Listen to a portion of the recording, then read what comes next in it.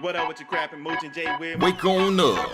It's Mooch, it's Crap, and Jay in the morning. Wipe your eye boogies, get your coffee finished yawning. This is Mooch and Crap Morning Show. Wake up, let us begin with gaming news, skits, and call-ins from all the fans. No matter where you at, Cali or Pakistan, New York or New Guinea, this is where it's at. These are Xbox dudes with Xbox views on slander and hate towards Xbox news. This is Mooch and Crap Morning Show for the people, and they coming with it. Now do you understand? Now do you get it? Ponies love to lie and PC fans won't admit it, but Xbox hate is real and they all with it. Call in, let it ring in. We here to rock, we here to win. It's about the games, it's about the pride. Now Xbox community, come on, let's rock.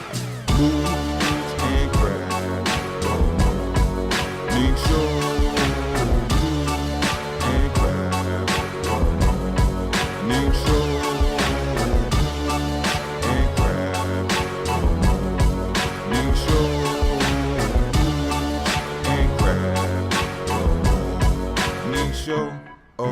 Mooch, Crap, J-Dub. ¿Cómo están, bitches? Hey, Mooch and Crap. Hey, Jay. Hey, Mooch and Crap. What up, Mooch and Crap and Jay? What's up, Mooch and Crap? What's up, J-Dubs? Hello, Mooch and Crap. What up, Mooch? What up, Crap? Hey, what's up, Mooch and Crap? You guys have the best damn podcast on YouTube, bar none.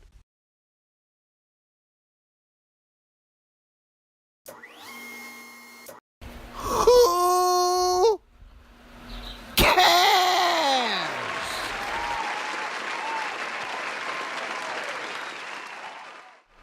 Good morning, everybody. That is hysterical. Love to wake up to all day saying who cares, because it is that situation a lot of times, right? With a lot of arguments, a lot of this, a lot of that, and sometimes it just comes down to who cares. But you know what?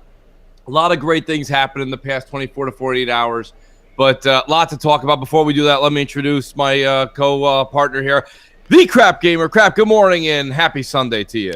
Hey, what's going on, man? Happy to be back. It seems like it's been forever since we've done this show, but yeah, it's good to be back at a good time when there's a lot of stuff going on right now, a lot of hot news. Yeah. Almost a weird situation because we've got obviously voicemails and people can call in on Skype, but there's honestly so much to talk about. Just with other stuff, but it's there really is, Crap. I was even listening back to Xbox Nation and Crossfire, and me and you were kind of just debating each other for like about 35 minutes on each show, which is great because there's a lot going on. There's a lot of discussion. Before we get into that, I got a bunch of things to talk about this morning, as do you. Let's introduce JW himself. J-Dubs, what's up this morning, buddy? He may be taking a call, though, already. I already heard the phone ring. Yep. Jay, chime in when you get a chance. I want to make sure everybody gets a chance to hear you in this new year. But yeah, it is the new year, right? I mean, here we are, 2018, starting it off on the right foot. Xbox Nation, Crossfire, big numbers. People are coming in. A lot of Xbox people are pumped, Crap, right? A lot of rumors came out this past week. Yeah. You were kind of like taking both sides of the rumor, saying, yeah, pro this, not so much that. But, I mean, ultimately, it is a good thing to hear about all the things that are coming. And you can hear the executives are kind of pumped. They're tweeting out. Yeah, I mean, Greenberg is talking a lot more than normal. So I think that's something that's pretty cool and has fans excited. Right. Like apparently they're going to talk PUBG numbers this week. And apparently they're better than he expected even. Well, isn't that something, Crap? We know they don't ever talk, right? They never talk numbers. So when numbers happen to come out, it's usually larger than expectations, right? Well, I think the big reason would be that it's not a first-party game, so they don't really have control over the numbers. And I'm sure that Bluehole wants to talk numbers all they can. So, I think that's probably what it comes down to. What do you think ultimately is Bluehole's main goal here, Crap? Is it getting that game on as many platforms as possible? Really? I mean, they would want that thing on a watch if they could. Yeah. That's probably breaking records, and that's probably what it's all about for them. They don't care about. I don't think that they care so much about. I mean, they already obviously got a ton of money, right, from what's happening. But I think what they more or less care about is their product being everywhere on everything. So, yeah, I mean, my thing is this, and I understand that because, like, if you say everything, right, everything just sounds great. Everything sounds wonderful. But, like, take, for example, Titanfall 2. Which was, on everything. And Titanfall 1 was only on Xbox and PC. And we had, these numbers are a year and change old. but they crossed the 10 million marker on Xbox One and PC on Titanfall, and then when it was everywhere, right, on Titanfall 2, we haven't even heard 10 million anywhere yet. So everywhere doesn't mean more money all the time, folks. Let's just keep that in mind, okay? That's just the way it is. Everywhere doesn't mean more. Listen, Beats, Beats the headphones? Yeah. They signed exclusively with Apple, but before that, Beats was on everything, right? You can still play Beats on everything, but why did they lock in with Apple? Why? Why did these companies? They gave Dr. Dre a bunch of money? Absolutely. They gave the entire company a lot of money. Yes, Dre being one of them. Like, my whole point is this, crap. If you're Bluehole, I think if you're just sitting back on your laurels and just saying, well, this press and blah, blah, blah will just carry us to the promised land, I think that you should strike while the iron's hot and let Microsoft give you a big check, and then let Microsoft decide if it's going to go all over the place like they did with Minecraft, etc. CPSN says they needed it on as many platforms before copycats beat them to it. They know it. Call of Duty Battle Royale is now available in Asian servers. Not true. I have no interest in playing a Battle Royale mode on any other game. Like Fortnite, I don't give a crap about those other games. It's the name, first of all. The second of all, I mean, you can play a Minecraft type game, right? That's not Minecraft, or you're going to play Minecraft. You're going to play PUBG or a PUBG ripoff. I'm going to play PUBG because even though it's not running the greatest, it's still, in my opinion, the original, the best, and just so addicting. Like, I don't get that feeling. Or that I would get that feeling from any other game that tried to rip that off. It just wouldn't happen. I do agree with you. There might even be some successful ones out there. Yeah. Like there's some successful Minecraft ripoffs that have sold millions of copies. But guess what? When you still look at Minecraft, it's still like 200 million copies deep or whatever. So you might have some other versions do well, but that doesn't mean it's gonna eclipse it or they better watch out. You know what I mean? PUBG is the name. It's like McDonald's, man. The name was what it's all about. It's not, there's competition, right? Right. There is, but McDonald's is the name, and people, obviously prefer that. So. Yeah, no, I'm saying shout out to a few people. The Xbox Pope is here. I see Blue is here. Shout out to Sub-Zero. Thank you for that in the chat. Appreciate it. A lot of great people here today. Lethal. The list goes on. G-Man. Lethal Papa in there probably butting heads, man, early. Oh, yeah. Yeah, he doesn't come to a show without his boxing gloves. I know, man. He's always ready to throw a few punches, man. He's in there jabbing, man, jabbing. Punk Dish, what's up? up? Hey, we got buddy? Matty Beast. Damn, I haven't seen Matty Beast in a long time. Wow. Matty Beast, that is great to have him back. Matty Beast, we need a call in him. Who knows? You may have even called in for today. I'm not sure. Yeah, we got Xbox One, 4K, lots of cool stuff going on, man. Appreciate your guys' support. It's good to be back out here doing a live show. Did we get a call, or was that just Jay? I'm not sure. Jay, did we get a call earlier? No, that was just me with my stupid microphone not working properly. Oh, gotcha. Same thing. Technical difficulties. If you guys do want to call in, Skype MC Mornings, yes, and we'll be happy to chat with you. Maybe you guys got an opinion on this Digital Foundry stuff, right? Busted. Yeah. I mean, come on, Mooch and Crap were right again. Yeah, it really isn't that true, Crap. I mean, how many times do we have to sit here and say the media is biased, and people don't want to agree? The thing is this is a big deal. This is a big deal, folks. It is. You know what? It's a bigger deal than people realize, because when you like this by itself, people might go, "Oh, well, this happens." But here's the problem, right? Digital Foundry are in such a hurry to test games and to prove that the Xbox One X version of any game is worse, that they don't wait for patches or they put their misinformation out there, and that's a bit of a problem. Not only that, that in and of itself maybe isn't bad, but when you start thinking about the other things that I brought up before, like how fast did they test the resolution on Call of Duty Advanced Warfare from a commercial, right, to kind of prove that the resolution wasn't 1080p? Where's the resolution test, Crap, for God of War? I'm asking. That's what I'm saying. Where is the Detroit Become Human resolution and frames per second test? Where's the they showed some, what the hell is that Ico game? Shadow of the Colossus remake. Where's the resolution and test on that and stuff? They don't do them, right? But they were quick to do Sunset Overdrive and tell everybody it's 900p, 30 frames per second. And Quantum Break, 720p checkerboard, and that is unacceptable. Bad. Yes, that is bad. They really trashed that game. Yeah. So I mean, that's really that shows that they have a bit of favoritism. And then people might go, but crap, they really praised the Xbox One X when they were unveiling it and stuff. Here's the thing, did they? Go back and watch. Really? And they're like Richard and those people, you could just tell that they're kind of like begrudgingly were like, yeah, But if you go back and watch some of that stuff, they're like, if you're standing at a normal length back from your TV, it's different. You know what I mean? They really do a lot of backtracking. They really, when there was a game on Xbox One that was 900p versus a 1080p version of a PS4 game, that was the end of the world. That was a huge difference. Oh my gosh, PS4 definitely better version every single time. Now it's like, well, yeah, we get a 1440p version on the PS4 Pro. That's pretty darn good. It looks That's fantastic. not bad, right, Richard? Yeah, it's not bad. bad. At all. No, not bad. Pass me a crumpet. Listen, the thing about it is this. What I don't understand is why is it even on GTA 5 when we had 1080p, right? We had parity across the units. They still dove deeper to find blades of missing grass on the Xbox One version. Mm-hmm. This is what I'm saying. And if you want to say, no, Mooch, you're full of it, it's not that, this is all in your head, fine. Then show me the God of War footage where they took a picture of it, they used the sample that was streaming. Here's the thing, Mooch. I'm interested in God of War, but I'm only going to get it if it can reach a certain resolution and frame rate. And how come they're not telling me what that frame rate and resolution Yeah, I'm going to have a hard time enjoying God of War if I don't know the Ps. If I don't know how many Ps are there, how on earth can I enjoy the game? That's what I'm wondering. I think I'm a little concerned for you personally. I know, me too. I'm like, man, how can I enjoy the Spider-Man 2? Like, what we've seen some of that from like a trailer earlier in the year, but hey, what's it running at now? That's my question. Like, what's the difference? My purchasing in 2018 is completely up in the air, folks. Hey, what the hell is Days Gone running at? How many? We've seen an hour of gameplay of that shit that's show. Been on stage just behind the orchestra for 2 years in a row now. Yeah, and we haven't seen one single bit of shred of anything telling us what that is. Hey, tell us what the goddamn resolution is on that Kojima mess.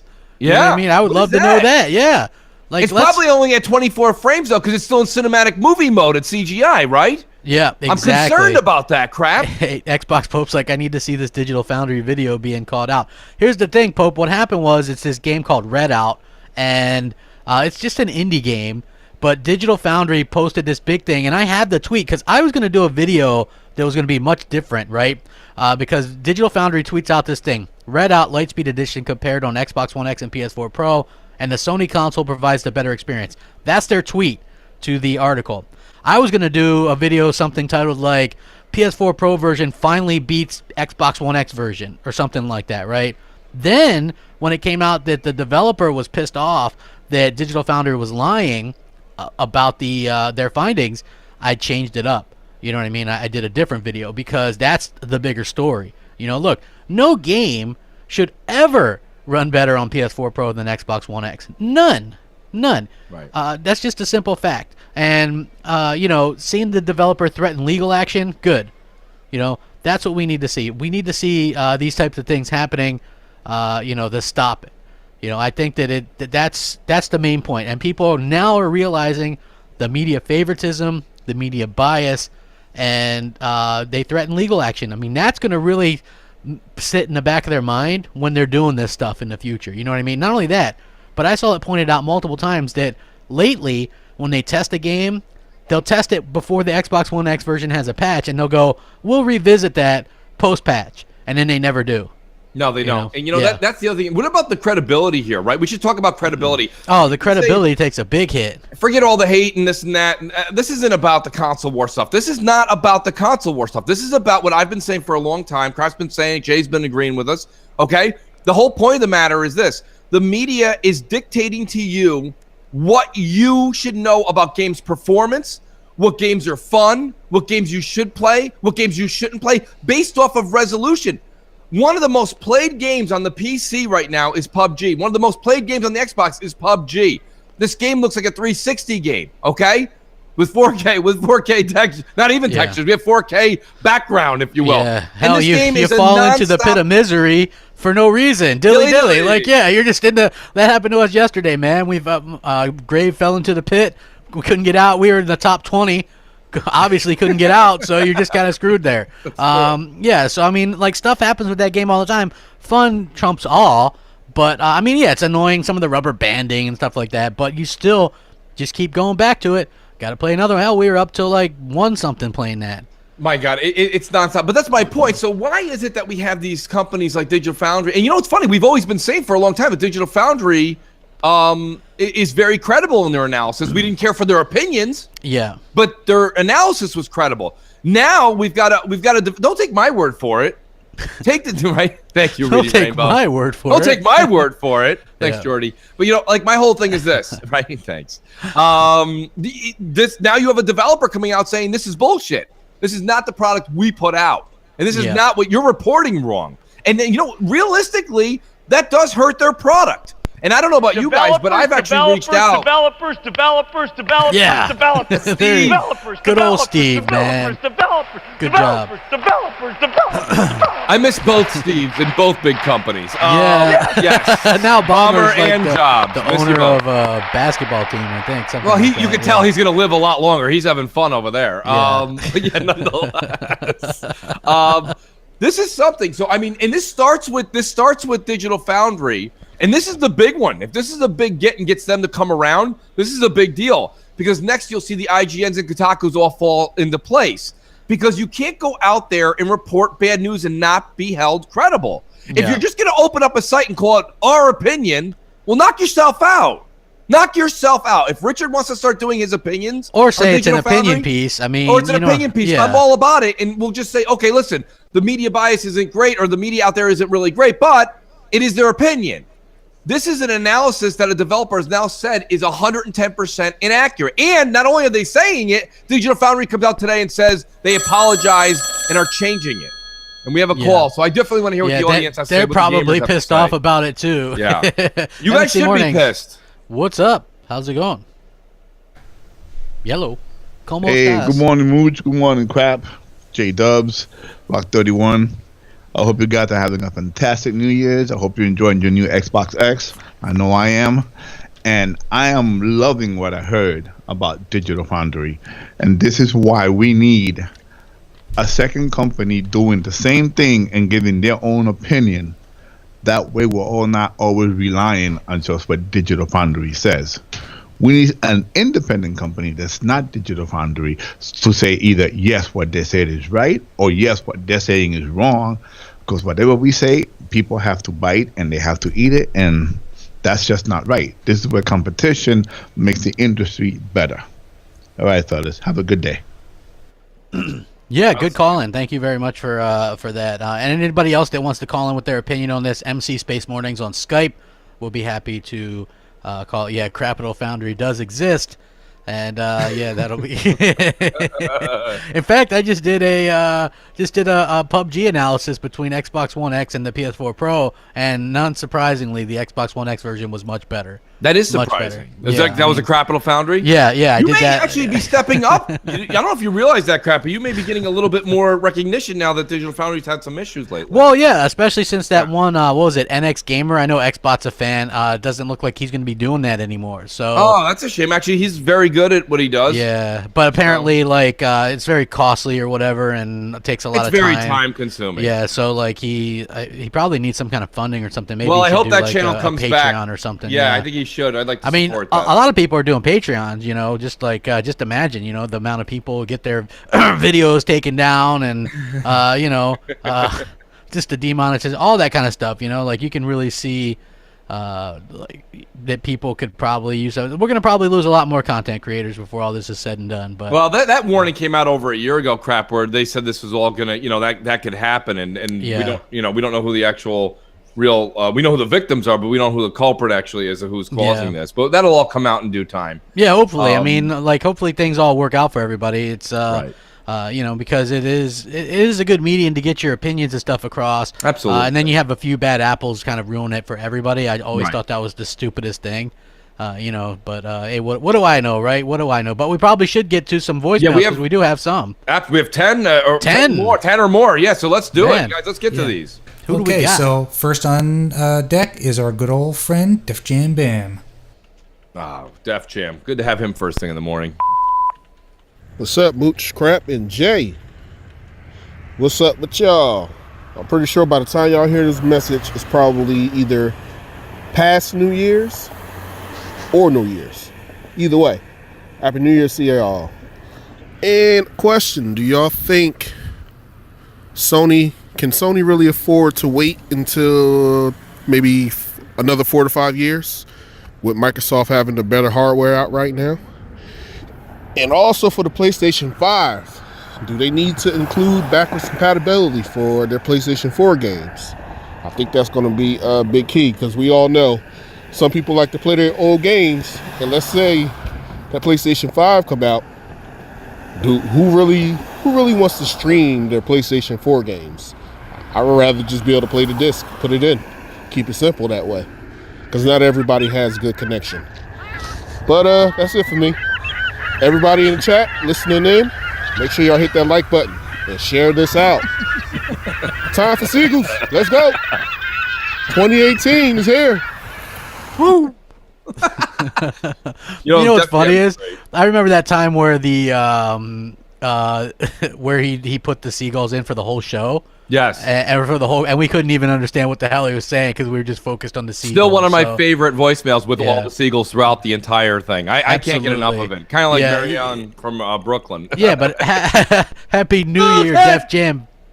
Bam, you're the man. One of the better people we met through Xbox Live and stuff like that. Another one that we met that was pretty cool was Space Cat. We were actually gaming with him on PUBG. Yeah, he's pretty damn good at the game, man. Very, very good at that game. He's a sniping master, champion. Yeah, he engages with people, and you're like, how do you even see that dude? You know what I mean? So, it is pretty crazy to kind of think about.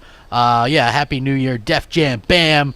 Thank you. Well, Bam asked a good question, though, Crap. You know, I mean, he and it is one of the topics we talked about this week on a lot of podcasts was the rumors of next-gen consoles. It is something. It's something to discuss. Yeah. I think we're at a point right now, Crap, where I think we're in agreement that 2020 is the year, right? I mean, I can't see – Sony had a great November. We're going to find out if they had a great December. But with Sony doing better and better – or at least keeping up what they're doing. The X is right there, okay? The X is right there. Whether Sony wins by 5 consoles or 50,000, even 50,000 consoles when you're talking about 1.5 million sold, they're right neck and neck with each other. That ensures you that Sony's not jumping to the next generation anytime soon. They can't upset all of these people. Yeah.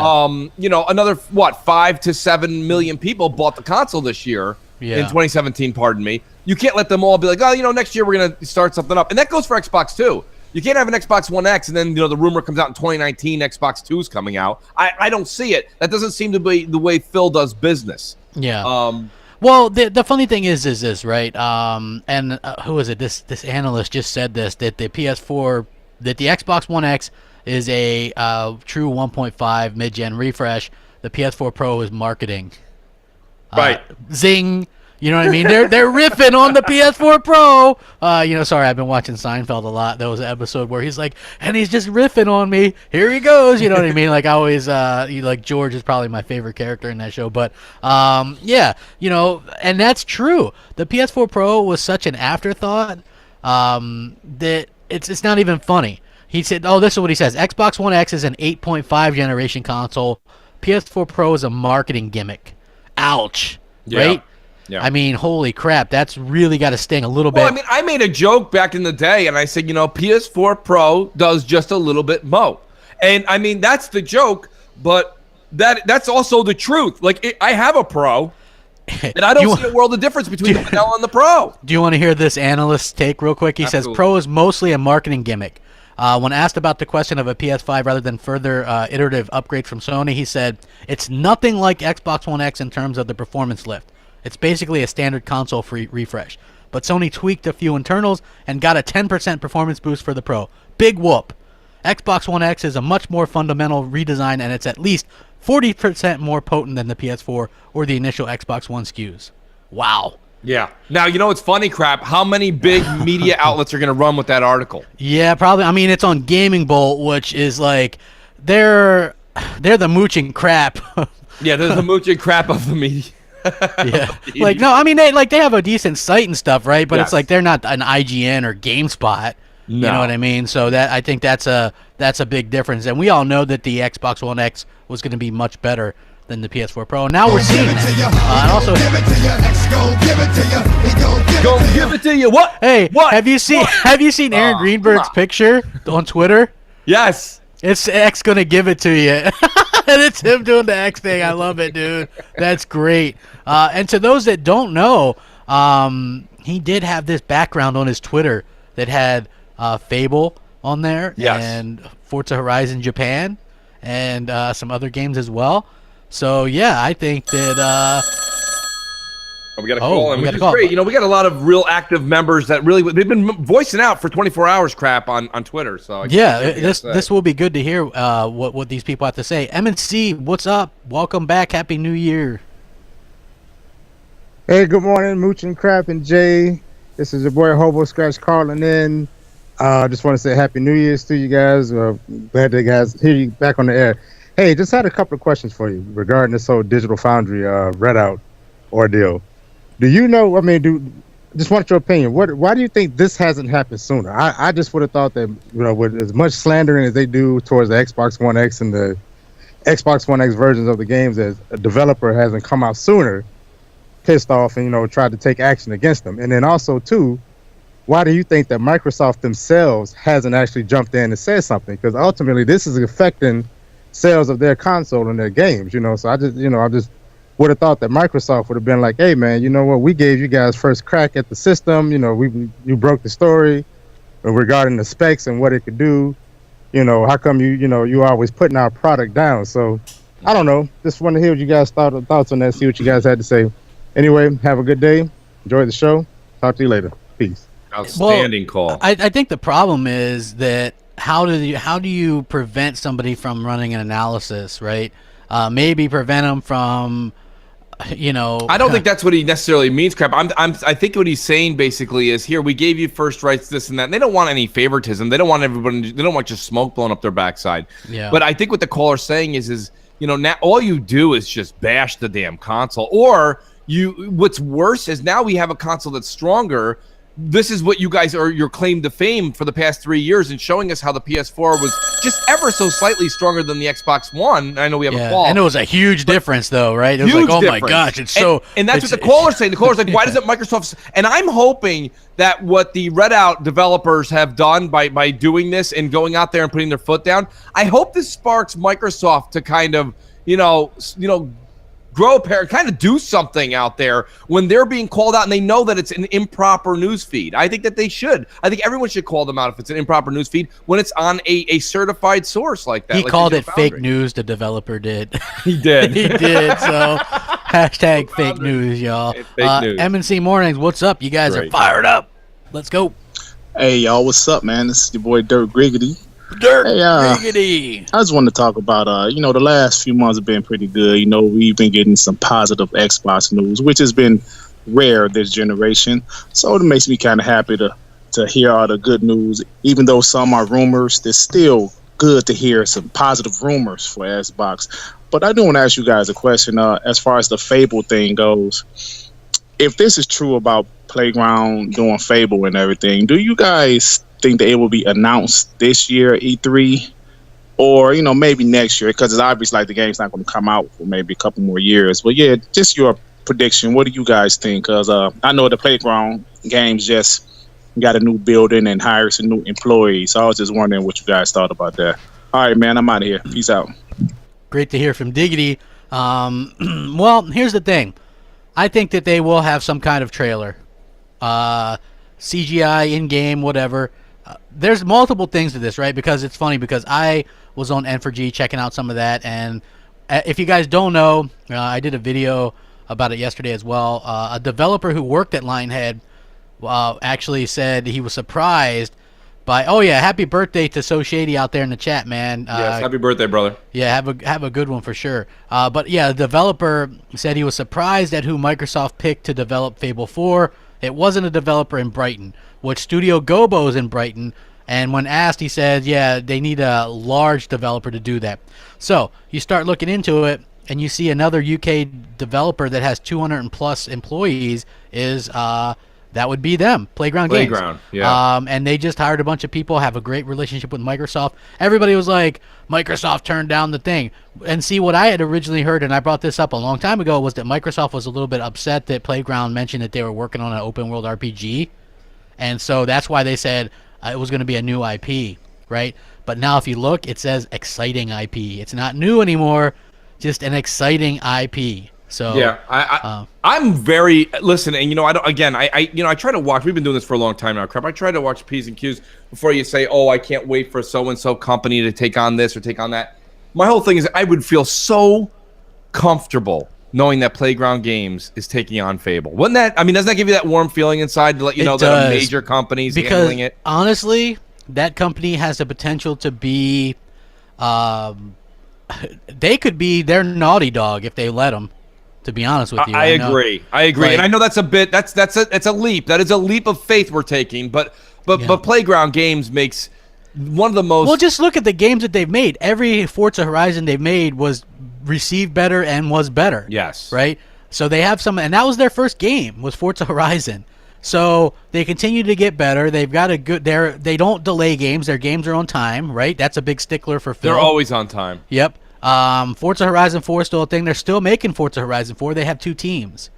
So yeah, and I don't think the team that's going to be making whatever they're making, we're assuming it's Fable. I don't think that's the B team at all. I think they have 2 A teams. It's not a B team. Yeah, it's like because they did some hiring and shuffling and stuff like that. Obviously, Turn 10 helps them with the Horizon series as well. Also, what you have to take into consideration is, and I know we got a call, but Fable Legends had assets and an engine and all kinds of stuff, worlds.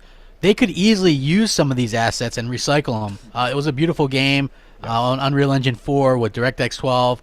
So some of this stuff could already be made. The contingency plan for Fable Legends, if that failed, was to use those assets to create Fable 4. So that's what we could still see. So this game maybe wouldn't be, 3 years out like a lot of people are predicting or saying. So M&C Mornings, what up? Happy New Year. Hi, I'm Much Crap and J-Dop. It's Flemish Boy here. I'm using my special voice again because otherwise I'm boring as fuck. Just want to tell you guys that I'm now Patreon for your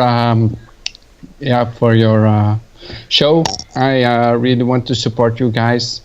For the rest, I hope that because of Digital Foundry getting caught now with something shady, that the rest of the industry will get a little bit more exposure against the gamers, that they know it's not all real news. There's a lot of fake news. And yeah, I just hope this gets better over time as time goes on. Love the show. Bye, guys. Yeah, appreciate it, man. That's awesome.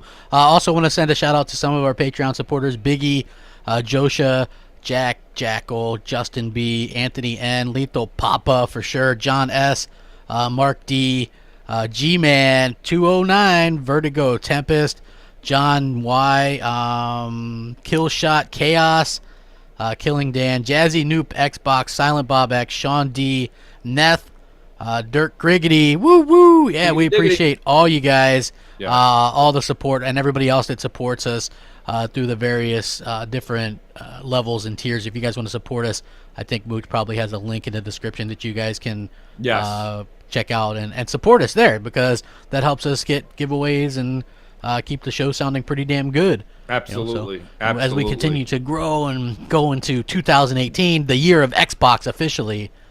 So yeah, it's funny, crap. The last caller too said the same thing. I mean, basically about the media and the way that forget about how me and you feel or Jay. Like, to be honest with you, we're just doing the show here. We're letting the audience kind of vent a little bit, and you can see gamers are now kind of, even people that were like, there's a lot of people that wrote me in the past 24 hours and kind of said, at first I'm like, oh well, Mooch is saying this and that about the media, but maybe you're onto something, because this is the second or third time Digital Foundry's kind of been caught red-handed.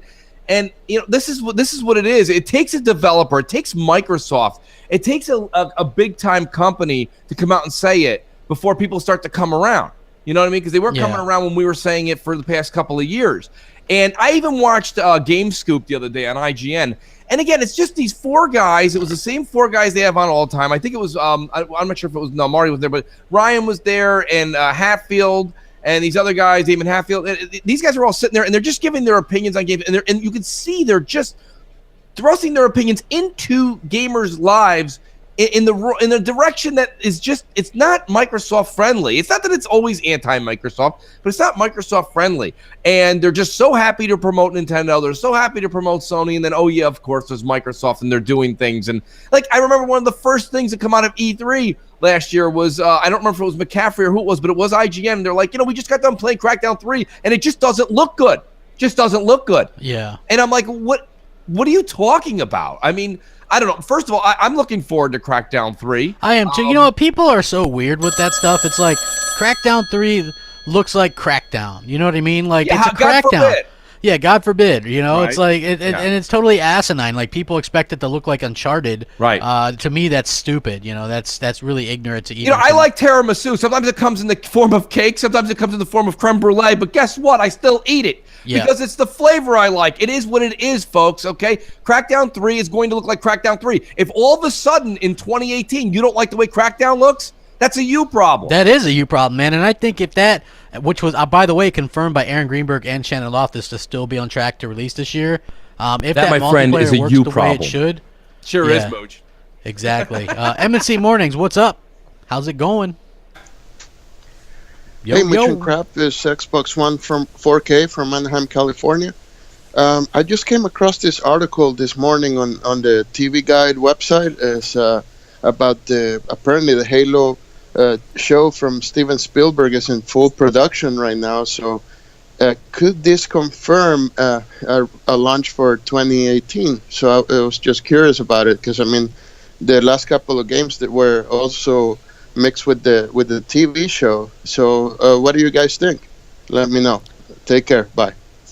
Xbox One has his finger on the pulse, Crap. You notice that? Yeah. This guy knows what's going on. He's always paying attention. That's great. He also wore a 4K Makes You a Better Gamer t-shirt to E3. So why wouldn't he? Exactly. And a lot of people did, man. That shirt did very well. So, yeah. But I'm glad to see that's still in production because here's the thing. There's not enough good gaming-related media outside of games themselves, right? Like, who wouldn't... I remember there was a Rise Son of Rome, like, mini... like series or whatever. It was actually pretty good. Remember? I don't know if you remember that, but it was like it was like sort of like Game of Thrones-ish, pretty violent and stuff like that. Gears of War, didn't they announce that there's going to be a Gears of War movie? That was brought up and it was big, right? Crap, it was big. Big, and just announced. Yeah, it was announced. They're casting or something.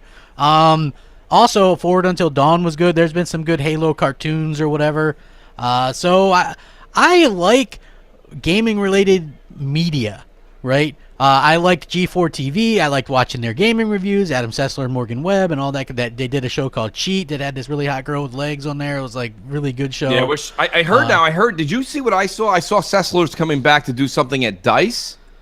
If he is, good. I mean, that's cool. I mean, it would be good to have him back. He really was one of the only people ever to talk video games. And I remember when he did I can't remember what he called it. It wasn't Session with Sessler, but it was something like that. And he did Sessler's Soapbox or something. Yeah, something like that. Yeah. It was something that went along with his name. And he had a panel of people on that he would just have people like we do. We have call-ins. He would have people pop in and call and ask questions.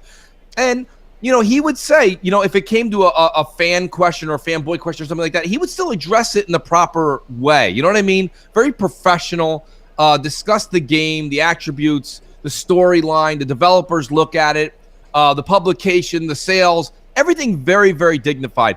Really hope Adam Sessler comes back and throws his 2 cents back in the ring because the gaming journalism world, the minute he left, wow, it took a nosedive. Yeah, I agree. I agree 100%.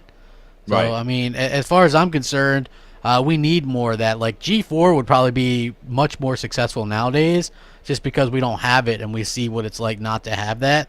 So, as far as I'm concerned, I think that we definitely need something like that to come back. We need some of those industry people to kind of come back and do some of those things. So, hey, we do have some voicemails, though, we probably should get to we should as have well. another one, Jeff, if you don't mind.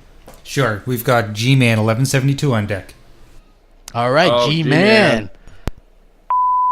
G-Man Jerky Hey Boy. guys, what's going on? This is G-Man 1172. Yes, I'm losing my voice. I'm a little bit under the weather in case the rest of the country are full of bull beggies.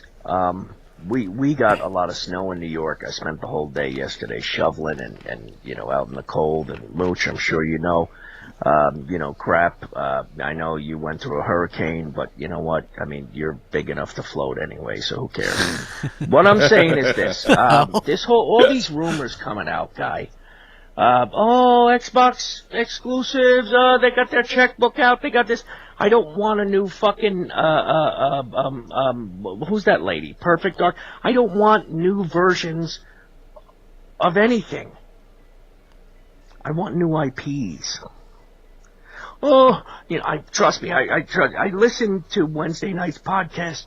Now that they're giving us new games, nobody's still happy. No. Days Gone, Neo. Yeah, but Sony didn't make Neo. No, but they partnered with Team Ninja back in the PS3 era to get Neo done. Look, new IPs. I don't need another Perfect Dark or Fusion Frenzy or Crimson Sky. Fuck them! Dude, get down to it. New IPs. We don't need a Rise 2. Unless you're going to get a new developer who knows how to make a hack and slash as good as Bayonetta. Disagree there. We don't need more of the same. Oh, block? Oh, hack? Quick time event? According to the color of the guy you're fighting? Get the fuck out of here. Come on. Guys, pack up the tits and the skirt. It's big boy time. Come on.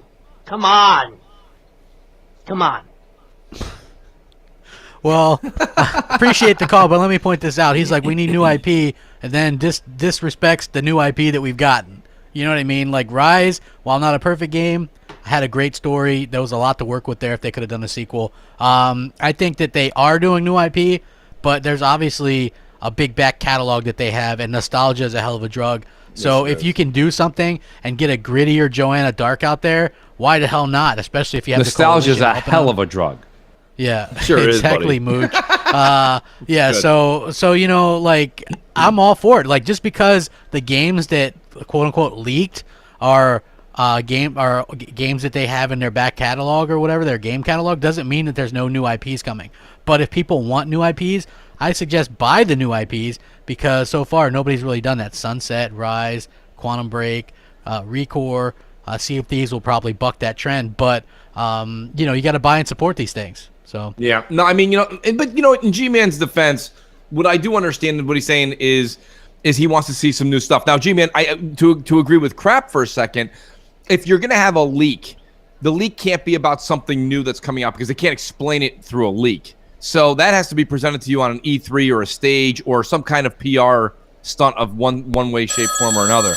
But when you hear these leaks of things that are coming out like Fable, if Fable is completely redone from the get-go, I don't want to see Fable 4. I want to see Fable. It would probably just be Fable, kind of like how God of War is God of War, and that's okay. Yeah, and then they take out the ability to jump. Yeah, don't let them jump, and don't use too much A button. Yeah. M&C Mornings, what's up? Hey, Mooch and Crap and J-Dubs, how you doing? This is Yahweh from Xbox Live. I got two questions for you. I went out and bought one of those Genesis HDs with the HDMI, which works really good. So if you guys are interested in getting something old like that, it works wonderful. But there's a game on there that was made in 1990 called Crackdown, and the thing has the special agents. You're running around the city, but you're blowing stuff up. You're planting bombs stuff. Do you think Microsoft got that idea from them, or what? And my second question is, whatever happened to Brute Force? Because I know Bungie made that. Who owns the IP, Bungie or Microsoft? All right, thank you very much. Well, what do you think, Crap? What is the deal with Brute Force? I've Brute heard you Force, mention it in the past. Is it? Yeah, but I don't think we'll ever see anything like that again, to be honest with you. Okay. Yeah, and Crackdown was 2 words back then on the Genesis or whatever, whereas what we have now is Crackdown, 1 word. 1 word, yeah. Yeah. Different things. Same words, different things. So yeah, no, I agree. I agree wholeheartedly. I mean, and I think that, some people in the chat are saying, that people are ready for a new IP, but the one gentleman that was, seemingly against what we were saying, he made a good comment. I think exclusives on both consoles don't do well overall. Yes, of course, Halo does, and yes, of course, Uncharted does. Yes, Gears does, and yes, God of War. But once you start stepping out, right? I mean, everyone can sit here, and you guys can all say Bloodborne was, the best thing since sliced bread, but 2 million copies, 3 million copies, that's not what they want to see on a return. And the same thing goes for, like you said, crap, Sunset Overdrive, Quantum Break. So exclusives scare the let me rephrase that. First party exclusives that are new IPs scare the ever-loving shit out of executives. They do. And with rightful cause. They don't have anything, pardon me, in history to go back and go, well, no, look, this was really good. Like the Order 1886, that didn't do well. And I mean, there's just so many different you have some people that really vehemently defend that game still, though, right? But you're not going to see a sequel. No. Like there's not going to be a sequel to that game. It took too long to develop for like a 3-hour game that had no multiplayer and no. Crap, you mentioned something on Crossfire. You maybe even said on Xbox Nation, but going back to not Andrew, but what was his name? Aaron Greenberg's background on his Twitter banner. Yeah. There was 2 things that I saw. Of course, I saw the new stuff. Everyone saw the new stuff in Fable. Okay, great. The 2 things that stuck out to me was the Rise logo was different. Yep. And the other thing was the Quantum Break logo was different. Well, it was a close-up of Sean Ashmore's face from a 45-degree angle, and it was just different. And the funny thing is that much as I don't really like her, Shannon Loftus even said they liked, and there's more stories to tell in that Quantum Break universe. That's what I'm saying. The second thing is about Rise 2. The interesting thing is I read an interview where Crytek was talking about the Xbox One X and how powerful it is, and it really surprised them, right? What the fuck is Crytek working on an Xbox One X for? They have nothing coming out. Supposedly, yeah. And I did a video about that the other day. I'm like, now this is interesting for 2 reasons, because they're like, the X is really powerful and it's great, blah, blah, blah. Right. And I'm looking, they have nothing supposedly in development right now. So who the hell knows? Like deals were signed. We heard that. That could mean anything. Maybe they finally signed some deals there. I don't know. But games are coming. And we also saw, according to another developer who used to work for Microsoft, that right now they have their checkbook open, buying both timed and full-on exclusives. And those are stopgap exclusives. Stuff to keep us occupied until their games are ready to release. Yes. Right? And that's what you have to do. This is a big deal, crap. That's what they, and it's funny, we said this about 2-3 months ago. We're like, they need to do, like, basically, like you said, and what the leak was the stopgap. Because everything we're going to see in June isn't coming out in December, folks. It's, at best, it's going to come out next December, next fall, or 2020 fall. And in order for that to all kind of come to fruition, they can't just have nothing or make a deal with a B, third-party developer. You know what I mean? They need to have some big guns. And I think Microsoft's going to come out swinging. And it's funny because once Microsoft does that crap, they'll be, well, look, Mook, you guys have been saying this thing forever. Look, they did it. Of course they did it. We've been telling them for 3 years to get going. This is what they've had to do for a long time. And they can do that once they do, open up the checkbook and purchase something. And I do think like things like Shadow of the Tomb Raider. I think that's going to be a Microsoft exclusive again. Maybe it's timed. Very likely timed. Yeah. But I think they're going to have another deal in place. I really, really do. And I think they need it. So forget what I think. I think they need it. I agree too. Hey, well, imagine a year of timed exclusivity for Tomb Raider again. Hell yeah, I'm down for that. Well, it's something they need. You know why that would be good? For the reason why Rise of the Tomb Raider was so good, because they focused on the one platform and it was great, right? Yes. That original version on the Xbox One, 1080p. Remember, everybody's like, you can't do 1080p. Can't be done. And that game looked amazing, so much so that Digital Foundry was like, oh my gosh, it looks good. Like, they couldn't believe it, right? And that's where that comes in, you know what I mean? Like, helping them out. That game would be a big get for Microsoft next year. Imagine that, right? Like, maybe we don't get a Halo next year, but maybe we get Crackdown 3, Sea of Thieves, State of Decay 2, Forza Horizon 4, Rise of the Tomb Raider for a year, maybe 1 or 2 other things. You know what I mean? Like, it could be great. I totally agree. yeah. I do, and I think that the thing about it. Remember, Phil is slowly, kind of backpedaling on the things that he said that he wasn't going to do, and we're going to find out. The big tell-all, say-all will be when E3 comes up this June, and we see if Phil locks down some of these third-party deals. I mean, that would be really big crap. And I'm not talking about just the marketing deal for a free poster at GameStop, okay? Yeah. I'm talking about actually getting some content that's only on the Xbox One X. Yeah, well, they're never going to get strikes or maps early. They won't do that. But get a game for a year, yeah, I can see them doing that, and they probably are. And they should have had that plan for this past year, to be honest with you. But PUBG is a good start to that, I think. So I mean, sure as hell it is. M&C Mornings, what's up? How's it going? Happy New Year. ¿Cómo estás? Thanks. Hey, Mooch and Crap and J Dubs. Appreciate the phone call. Just wanted to bring up 2 points. One thing was about E3, and it's about the Sony Dreams E3 and the Xbox Reality E3.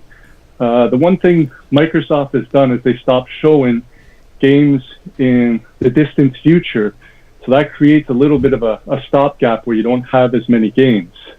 And Sony keeps showing games into the future. Eventually that's going to catch up to you. The one thing about it is people seem to think like, well, Xbox, like you're screwed. But the reality is that stopgap's almost done. And once that gap is done, we're just going to have trailers upon trailers every year. So we're catching up. And it's not like, okay, there's going to be another gap of a year or so where we don't have games. It's like, this is our gap. And then from here on in, we show games that are 1 to 2 years out. Now, Sony's going to have to change their ways and show a little bit more present time or keep doing the Dream Tour. Now, the second point I wanted to bring up was on the multiplayer podcast, they were talking about the Naughty Dog 343 thing again. And it kind of bugged me a little bit because it's sort of like a little bit of the half-truths here. The thing about Naughty Dog, yeah, they produced Last of Us, and they produced Uncharted. It's not like they produced Uncharted, Last of Us next year, Uncharted the year after, Last of Us again, Uncharted. They produced one Last of Us, just one freaking game. Last of Us 2, it's not even made yet. So as opposed to like 343's produced Halo, 3 years later, another Halo. We've seen one Last of Us. We haven't seen Uncharted for a long time until Uncharted 4. And then they've got 2 people, like Next Gen brings up, well, they got 2 people working on Last of Us 2. 2 people. In 6 months' time, Naughty Dog came to those 2 people and said, hey, what have you got for us in Last of Us 2? Well, we've got the title here, Last of Us, and we added 2 to it. Great, that's awesome. Make an in-game engine video, and we'll release it for a 1-minute video at E3. So anyways, thanks a lot, guys. I appreciate everything, and we'll talk to you soon. Actually, the funny thing about that is like, and I'm not a big fan of like splitting your teams and stuff, but Naughty Dog at one time split and had 2 teams, right? But I don't think it was like full-on teams. I think you had like certain members working on something, because what happened was the team that did Uncharted 2, one of the best games of last generation, hands down, started on The Last of Us after that, while the B team did Uncharted 3, which was a letdown in my opinion. Right. So yeah, and then Don't forget now though, crap. But Uncharted 3 did get a 10 out of 10 from IGN. Yeah, from Greg Miller, no less. Yeah. No, I mean, so I guess B teams do work. Yeah. So Right? I mean, look, and if the rumor is true, you got some people from the coalition helping out with the Perfect Dark. I mean, they're good at third-person stuff. That could be a good thing. Believe it or not, 343 helped out with Halo Wars 2. That's the kind of stuff you have to do. I mean, it's just one of those situations where you're not going to set your whole team out, but it still is much better to bring in, and I think Microsoft would be foolish not to buy Playground Games. I think that would be the biggest and best idea that they could do. Well, they're lining themselves up, crap, and I'll tell you right now, if in fact Playground Games makes Fable, okay, it's all but certain they're gonna buy Playground. And the reason I say that is because they're gonna their only job would be 2 franchises that Microsoft owns. That just shows you, right? But sometimes they like their independence. These developers, they love that independence. They do. They're like, oh, we're independent. But here's the thing, right? Microsoft does not want to get caught in a situation where that Fable would be a hit, and we know Horizon is a hit. What happens if they decide they want to do something else down? You know what I mean? Like, I don't know. To me, you buy them, you let them continue to work on those games. I say I don't think we're anywhere close to getting a Fable yet. I figure we will see something, some kind of trailer this E3 though, some kind of thing. There has to be. There has to be. There will be, even if it's CGI or whatever. Yeah, like why not show something? You know, I don't like Playground's a good thing. Yeah, you're a little bit gun shy because of what happened to Scalebound and stuff, but get over it, right? You're gonna have to show us some stuff. And here's the thing, I think going back to another caller, there's a much more upside to being an Xbox fan right now than a PlayStation fan. PlayStation fans know what they're getting, right? You know what you're getting. Yeah. For the next handful of years, because Sony was so quick to show you guys these CGI trailers and stuff. So there's not really going to be any surprises.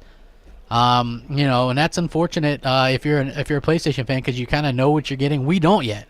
We know we're getting stuff, don't know what it is, and I think that's pretty cool. You know, I like to be surprised. I'm not one of those people that wants to open my present before Christmas. Yeah. Now, what happens? Someone just asked a great question in the chat, crap. They said, you know, do you think Microsoft could take what work was done by Platinum Games and move Scalebound to another developer? Can they do that? Or I don't think they can do. That's a little bit more difficult. They and tricky, isn't it? They own the IP. They own the IP, but I don't know if they own what was done up until then. And that game maybe was a little bit too ambitious to begin with. I don't think it was too ambitious, crap. I don't think it was too ambitious at all. I just think that, like you'd said, the quality if they have there. If they have an A/B team, this was the C or D team. Well, yeah, amazing how Platinum can keep cranking out these goddamn games so fast, but Scalebound. Yeah, everything. I mean, I'm playing that Nier Automata, right? And that was Platinum. All these games are Platinum games, crap. They're all Platinum, and they're all coming out on time and getting rave reviews. But Microsoft's couldn't make that happen. Wonder why? Yeah. So I mean, you know. Who knows? Like the Scalebound thing hurt people. Meh. I walked right past it. Well, you know, here's the thing: a co-op kind of RPG is appealing.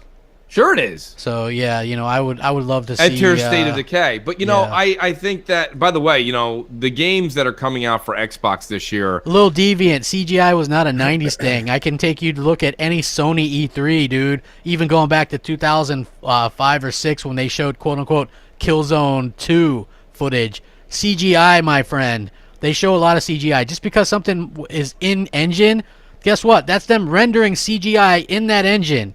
Genius. There. Oh, PSN wants me to give him credit. PSN Down was the one who said that. PSN Down, good question. No, you know, I mean, I just think that like something like Scalebound, and I think that you see like State of Decay 2, where it's this survival, it's a 4-person, like you say, RPG. I think it's an RPG. Would you classify State of Decay 2 an RPG? I think that no. Level up system. You don't think you're going to have a level up system in each character and that make is yourself a good stronger? question. Survival RPG, yeah. Yeah, I mean, maybe, you know, RPGs used so loosely, folks, so take it with a grain of salt. But I am looking so forward to what Microsoft has coming out this year. And Microsoft's games are so sticking to the tradition, right? This is what I've said all along, okay? I don't care if you're in the Xbox camp or the Sony camp. If you're a Sony fan, you do like their single-player games a little bit more, maybe. That's just maybe the way it is. But multiplayer is king on Xbox. And the 3 titles that are coming out, Sea of Thieves, Crackdown 3, and State of Decay 2, are all multiplayer-focused games. They They consider it to be a survival game, but I think there's RPG elements in it. Right. So, yeah. Which that game looks pretty good too. I'm excited to see what they do with that. Absolutely. You know, absolutely. Jay, we should probably do another voicemail crap. We have so many. Yeah. We have a lot. Yeah. So next on deck we have Ham Tweezy. Good old Ham Tweezy. By the way, guys, do you notice that there's something missing from the whole show today? I do not. No. It's the mouse. It's my mouse is not clicking. And you know why? It is not. Oh, it is not. Okay. You know why? Because Santa brought me a clickless mouse. That's so great. That's so great. That is. Crap, that is wonderful, right? I did notice I'm at so much more peace. Yeah. It is. Okay, so here we awesome. So, let's hear it from Ham Tweezy. Ham Tweezy. Nice, Ham Tweezy. What's going on, Mooch and Crap? It's Xbox Live's Ham Tweezy 2192. PUBG, man. Microsoft's got to lock this game down. I don't care if they lock it down and then, you know, do like a Minecraft type deal where they distribute it to the other manufacturers or Nintendo or Sony, PlayStation, whatever you want to call it. but they gotta lock this game down. This game is addicting as all hell. It is ridiculous, and it's such a shit show right now with it being a game preview. But it doesn't even matter. It really, I could be a stick figure out there for all I care in the game, and I'd still be playing it just as much as I am now. But they got to do something about it. I want to know your guys' take if they're playing this card. It seems to me like they're playing to see if it is successful, and then they'll make a move, and I hope that's what they're doing. But I think based on what we've seen so far, this is going to be a game that's got legs, and they need to take advantage of it now. So get your guys' take on it. Have a good one. Yeah, crap. And you know what? To add to Ham Tweezy's call in, this is what we were talking about yesterday, me and you, back and forth a bit, is depending on how big the number is that Aaron Greenberg reports, yeah, that's going to dictate just how much Ham Tweezy's What right. are you going to predict? Because we know that they're over 4 million, and he's saying they're better than they even thought. I don't think it's unreasonable to think 5 to 8 million. Players, I was going to know go. what I mean? Yeah, I was going to go 8 because if people are saying 4, I was going to double it and say 8. You were flirting with 10. Yeah, I mean, I don't think it's unreasonable. It's not unreasonable. Here's the thing. I don't know any games that have 100 players in the lobby and that fill up that fast. I mean, it fills up in seconds. Yes, literally, you're in a full game within, seconds, right? It's the fastest thing I've ever seen. So it wouldn't be unreasonable to think that, and there's that's a huge success for Microsoft. And I've actually seen some commercials for them that they're doing on YouTube. On YouTube, yes. Which is important. The only place you can play it is Xbox One. So I think these numbers are going to be great. People are going to be so angry. The salt is going to be real. People are going to be going, oh well, who wants that 15 frames per second game? You know who wants it? Everybody. Yeah, stop lying to yourself. Ham Tweezy said it himself. He doesn't care if he's a stick figure. I've said it in every game match I've played, and I've got, I'm going to look it up while we're sitting here. But, I mean, I have said now in every single game match that the graphics are nothing to write home about, and I just can't stop playing it. Meanwhile, I've got all these other games like Assassin's Creed, Wolfenstein 2. Wolfenstein 2. Yes, thank you, folks. I've got all these things to play, and I just can't stop. And even last night, I went back and played Resident Evil 7. I don't know if any of you guys are as much of a fan of it as I am, but Resident Evil 7 has the Not a Hero and the Return of Zoe or something like that, Zoe Down or something like that. It's 2 relatively new DLCs. I went and started playing the Zoe Down, I believe it's called, or Zoe something or another, and it's a lot of fun. After I got done with it, the minute I got done, I'm like, hey, crap, PUBG? And he's like, yeah. Yeah, I was late. You were like, one more round, and I was like, yeah. We ended up playing 3 more. Yeah, we did. So that's what I'm saying, right here. It was 1 o'clock in the morning. I'm like, crap, you got 1 more rounding in? He's like, yeah. We played 3 more rounds. And the funny thing was that we played, you had played most of the day. I played till 3 or whatever, and then we got back on. I mean, crap, I am literally off my app right now. I'm at 60 hours. And there's people like Rand that are well past 100. Yeah. But I'm at 60 hours of PUBG, and I've beaten other games over the holiday too. And like I said, I'm still managing to fit in. I've been playing Super Mario Odyssey. I've been playing Nier Automata on PS4, and I've been playing Resident Evil 7 also. Someone's like Mood shares pictures winning team matches without any kills. Yeah, Who cares? Well, no, but listen, let me answer Shin Q. I've done that too, though. Dude, I have wins with kills. There's just certain times. Thank you all. Yeah, I love that. Who cares? Listen, the thing about it, Shin, is I'm just sharing them on Xbox. I don't tweet them out. My whole thing is just that, I'm a part of a team that we were able to be renegades and kind of not get into a confrontation until the very end, which is hard. If you've played PUBG, you know that it's hard to get even in the top 5, kill or no kill. Yeah, right? Exactly. So then to get there, I ended up getting killed before we won. And it's just the way that the game played out. I'm still going to post it on my activity feed. Yeah. Sure, oh, hell yeah, dude. A win's a win, man. I've got other ones with kills. M&C, let's take the call. What's up? Hey, Shin QA, do me a favor. Buy the game, brother. All right. Hi, guys. It's Controller from Xbox Live. Just wondering about x86 architecture on the Xbox One. It's more of a PC line with the shared Windows exclusives. If they do actually release a Xbox 2, I believe that it should have true exclusives that aren't on Xbox One. And what I mean by this is you can keep both consoles alive if you do this because of the UWP, It would literally be like a hybrid PC. There's like 10,000 games on the PC that can be ported over to the Xbox One. And you can keep both ecosystems alive and sort of move away from the stigma of the Xbox One branding that we've had for the past 4 years. Anyway, guys, hope you have a good New Year and everything. I'll speak to you later. Well, here's the thing. It's weird. Microsoft pushes that Play Anywhere nonsense. Nobody uses it. Very few, anyway. I don't think it's a very big deal. They thought it was going to be a big deal. It ended up not being a big deal.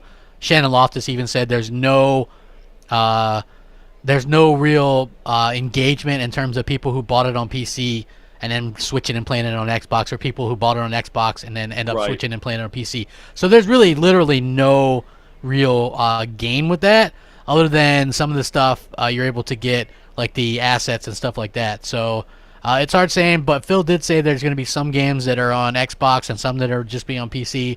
So who knows? Who really knows? I don't know. I don't know. Yeah, no, I'm with you. I mean, I don't know where that. And you're talking about the Play Anywhere crap. Yeah. Yeah, I don't know where that's going. I have no idea. It is what it is. I think it's here it is, folks. It is 2017, 2018 is the years of options. You want options, they'll give it to you. You want a heated seat and an air conditioning seat at the same time, you got it. You could put your heat on in the car and put your window down at the same time. There's your options. This is what you guys wanted. You guys want options. You got them. Yeah, I've never installed. Yeah. What? Crap. Yeah. Oh, a little off on that one. Yeah, I know, right? Lord. Damn. Yeah. I get my turnstillio. Yes. Yeah. So I mean, like, look, because Windows 10 isn't a big, like, everybody uses Windows 10, but people want to play on Steam, right? Like, that's just how it is. So unless they were really going in on Steam, I don't really think it's going to matter much, because people don't like the Windows 10 store. It's a shit show. It is. And I got to tell you what, since they switched over to using the Windows store for Xbox, it's not been as good. You know? Yeah, I mean, I just, the one thing I don't understand is if you're making a big push and you're Microsoft and you're like, we need to put everything into this Windows store, right? Crap. Don't you go over and it's the same thing like baseball and football, right? The minute somebody's good, like Giancarlo Stanton is an insane baseball player. Awesome baseball player. Played for the Florida Marlins. At the height of his career, what do the Yankees do? They go buy him. You know what I mean? They bring him to his team, their team. They don't have anybody coming up. They do have Judd, but my point is that they go out and get the. Why doesn't Microsoft go, hey, Steam, you got a hell of a store? Yeah, Jimmy over there created it about 10, 15 years ago. He's kick-ass. Wait, where did Jimmy go? Oh, he's working at where? Microsoft Store? What happened? Oh, they added a zero to his check that you can't do. Oh, shit. Like they could buy Steam pretty easily. They're actually not. If you want to be a force on Steam, to go competitive with Steam, just go get the guy who's doing Steam's work and bring him over. You can't say that this is that difficult. And Microsoft has more money than the Yankees. Okay, so I mean the Yankees are worth like 1.6 billion. Microsoft's worth what? Just under 400. Yeah, billion. It's so crazy. Come on. I mean, what?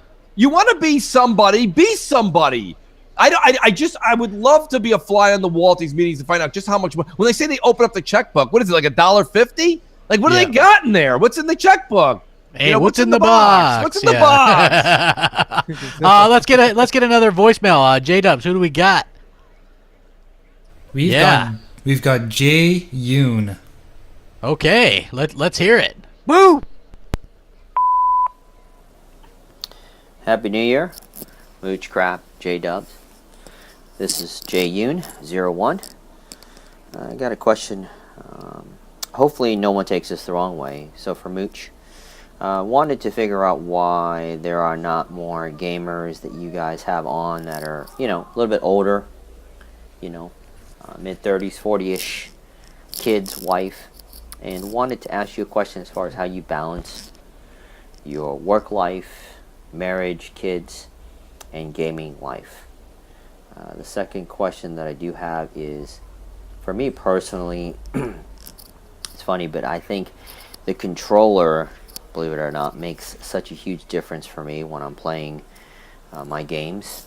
And so because Xbox has the best controller, it's not the only reason, but as far as one of the critical factors when I'm gaming is the controller. The other thing too, I just also want to mention is I've just gotten to the point where, I feel feel compelled that, I've got all these backlog games that I need to play and do. But, I just want to play the games I want to play, whether it's Wolfenstein 2, which was fantastic, Evil Within 2, get caught up in playing the game, and I'm like, I need to go back and play this. But I'm like, you know what, I don't have time in my schedule. I just want to play the games I want to play. So I just wanted to, mention that. I hope you guys have a great rest of your year. Thank you for all the work that you guys do, and have a great rest of your morning. Bye-bye. That was a great call in. I'm going to address a couple of his questions. Well, yeah, you would be the only one that could, man, because my motto is happy life, no wife. So there you go, crap. Well, there's your answer, folks. No, to be honest with you, everything in life is a balance. To answer that question, that's a great question.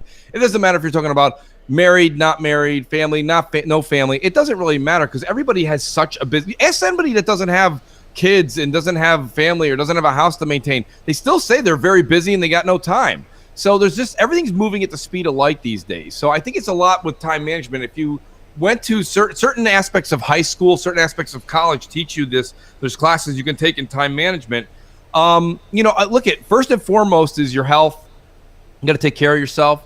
You know what I mean? Then you got to take care of your family, take care of your household. You got to take care and maintain your work status. But then at the end of the day, each of us has a certain amount of time that we just call recreation. Okay, for some people that's exercise. For some people that's gaming. For some people that's sewing. Who knows?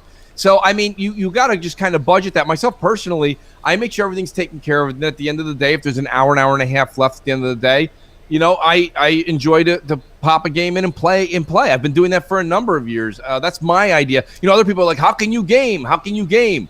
There's all those people that are saying that are watching The Bachelor and The Voice, okay? And Survivor, the reunion. You just stop watching The Bachelor, and that allows you to game. I stopped watching all the nonsense that was on TV, and I like playing. The other thing is I like the puzzles. I like using, people can make fun of gaming all they want, but the people that make fun of gaming that work with you, invite them over to your house and do me a favor. Just pop in any game.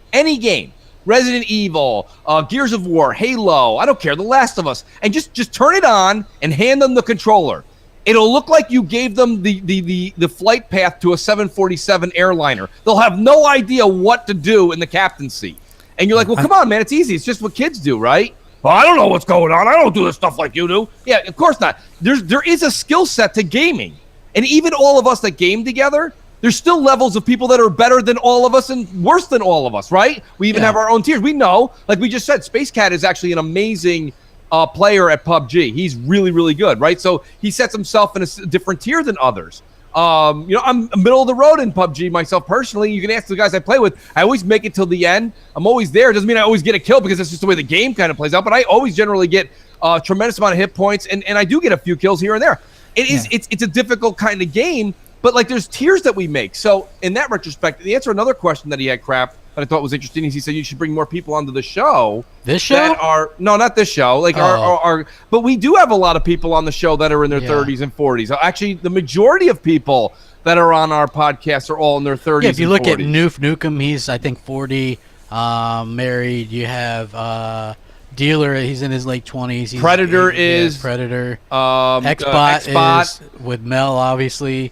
So Clowns has a family. I mean, everybody's in their 30s or 40s. You know what I mean? The majority, there's not everybody, but the majority are. So, I mean, I thought we have a really good, and then we have a lot of people that are in their mid 20s, upper 20s. I think we have a really good mix of people. And then we have some professionals that come on, like Alan Walsh, who's in his younger 20s. I think he's like 24 or something like that, 25. But I mean, these guys all come in. You're getting different walks of life on our channel. Moxie and Avers. Moxie and Avers are definitely. I mean, I'm not going to never reveal a woman's age. I don't know her age. I'm saying she's probably 22, 23. She's right, Moxie, about 21 and a half. Just legal age of drinking. So that's cool. Like that's awesome. Like to have a different array of people come on the show and give their input. It's really, really great. So I'd like to actually jump in here to discuss this. So just to go back to what he said in the first part about making time for this type of stuff. Well, let's use yesterday as an example. You and I, Mooch and I, and who was it that played with us? And Assassin. Assassin. Okay, so we played PUBG yesterday morning, And why were we playing in the morning? Because none of my family was awake. I was awake. I had to put my dogs out. I had my coffee, jumped on to watch some YouTube because I missed some YouTube this week, so I was busy. And Mooch hit me up. Let's play some PUBG. And I'm a noob to doing the whole squad, so he kind of held my hand through it, which was great. And we played for maybe, about an hour, maybe? And then, an hour, yeah. And then what happened? I said, guys, I got to go. My kids are awake. I got to cook them breakfast. It's all about making time when you have the time. People that are under the age of 30 have more time because they have, and I'm not saying everyone, I'm not stereotyping here. You probably have less responsibilities because of your age, so you have more time to do this stuff. But people our age, late 30s, I'm in my mid 40s, so I don't know if a lot of people know that, but I love to game and I game when I can. But because my life is so damn busy, I don't get to play 24/7. Sometimes I don't get to play every day. But that doesn't take away the fact that I love gaming. I've loved it since I was a child, and it's my go-to thing. It's my go. I think you make a good point, Jay. Your best point was that, like you said, we both suddenly his mic sounds a million times better than it did earlier today too. For some reason, I don't know. Oh, his mic is. I think. Well, that's his new mic. Okay, well, it sounds much better. It's not clicking or anything. But yeah, the funny thing is right, like I said, 10 years ago, me at 25, I would have been able to. I loved those long ass RPGs and sinking time into those games. Now it's like, give me those 10, 12-hour games. I'm good. Unless it's like multiplayer, which then you could just play as much or as little as you want. So for me personally, it's like I work full time.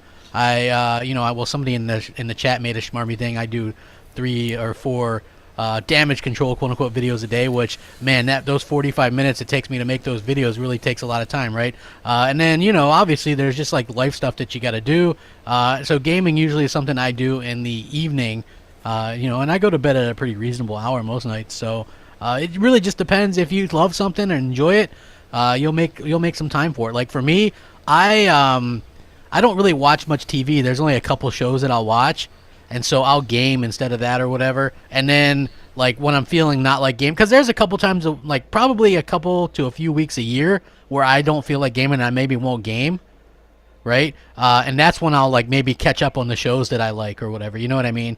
Right. So. And I think if you listen to what Crap's saying, what I said earlier, and then what Jay's saying, it's about time management, folks. There's a lot of time you're sitting on your couch watching your phone, reading Twitter, watching something, reading a news update or whatever it is you do on your phone, and you're like, wow, that's an hour and a half of time just not doing anything. And myself personally, I just gave up TV time for gaming. I like it because, like I say, it's a lot of puzzle, using your mind, hand-eye coordination.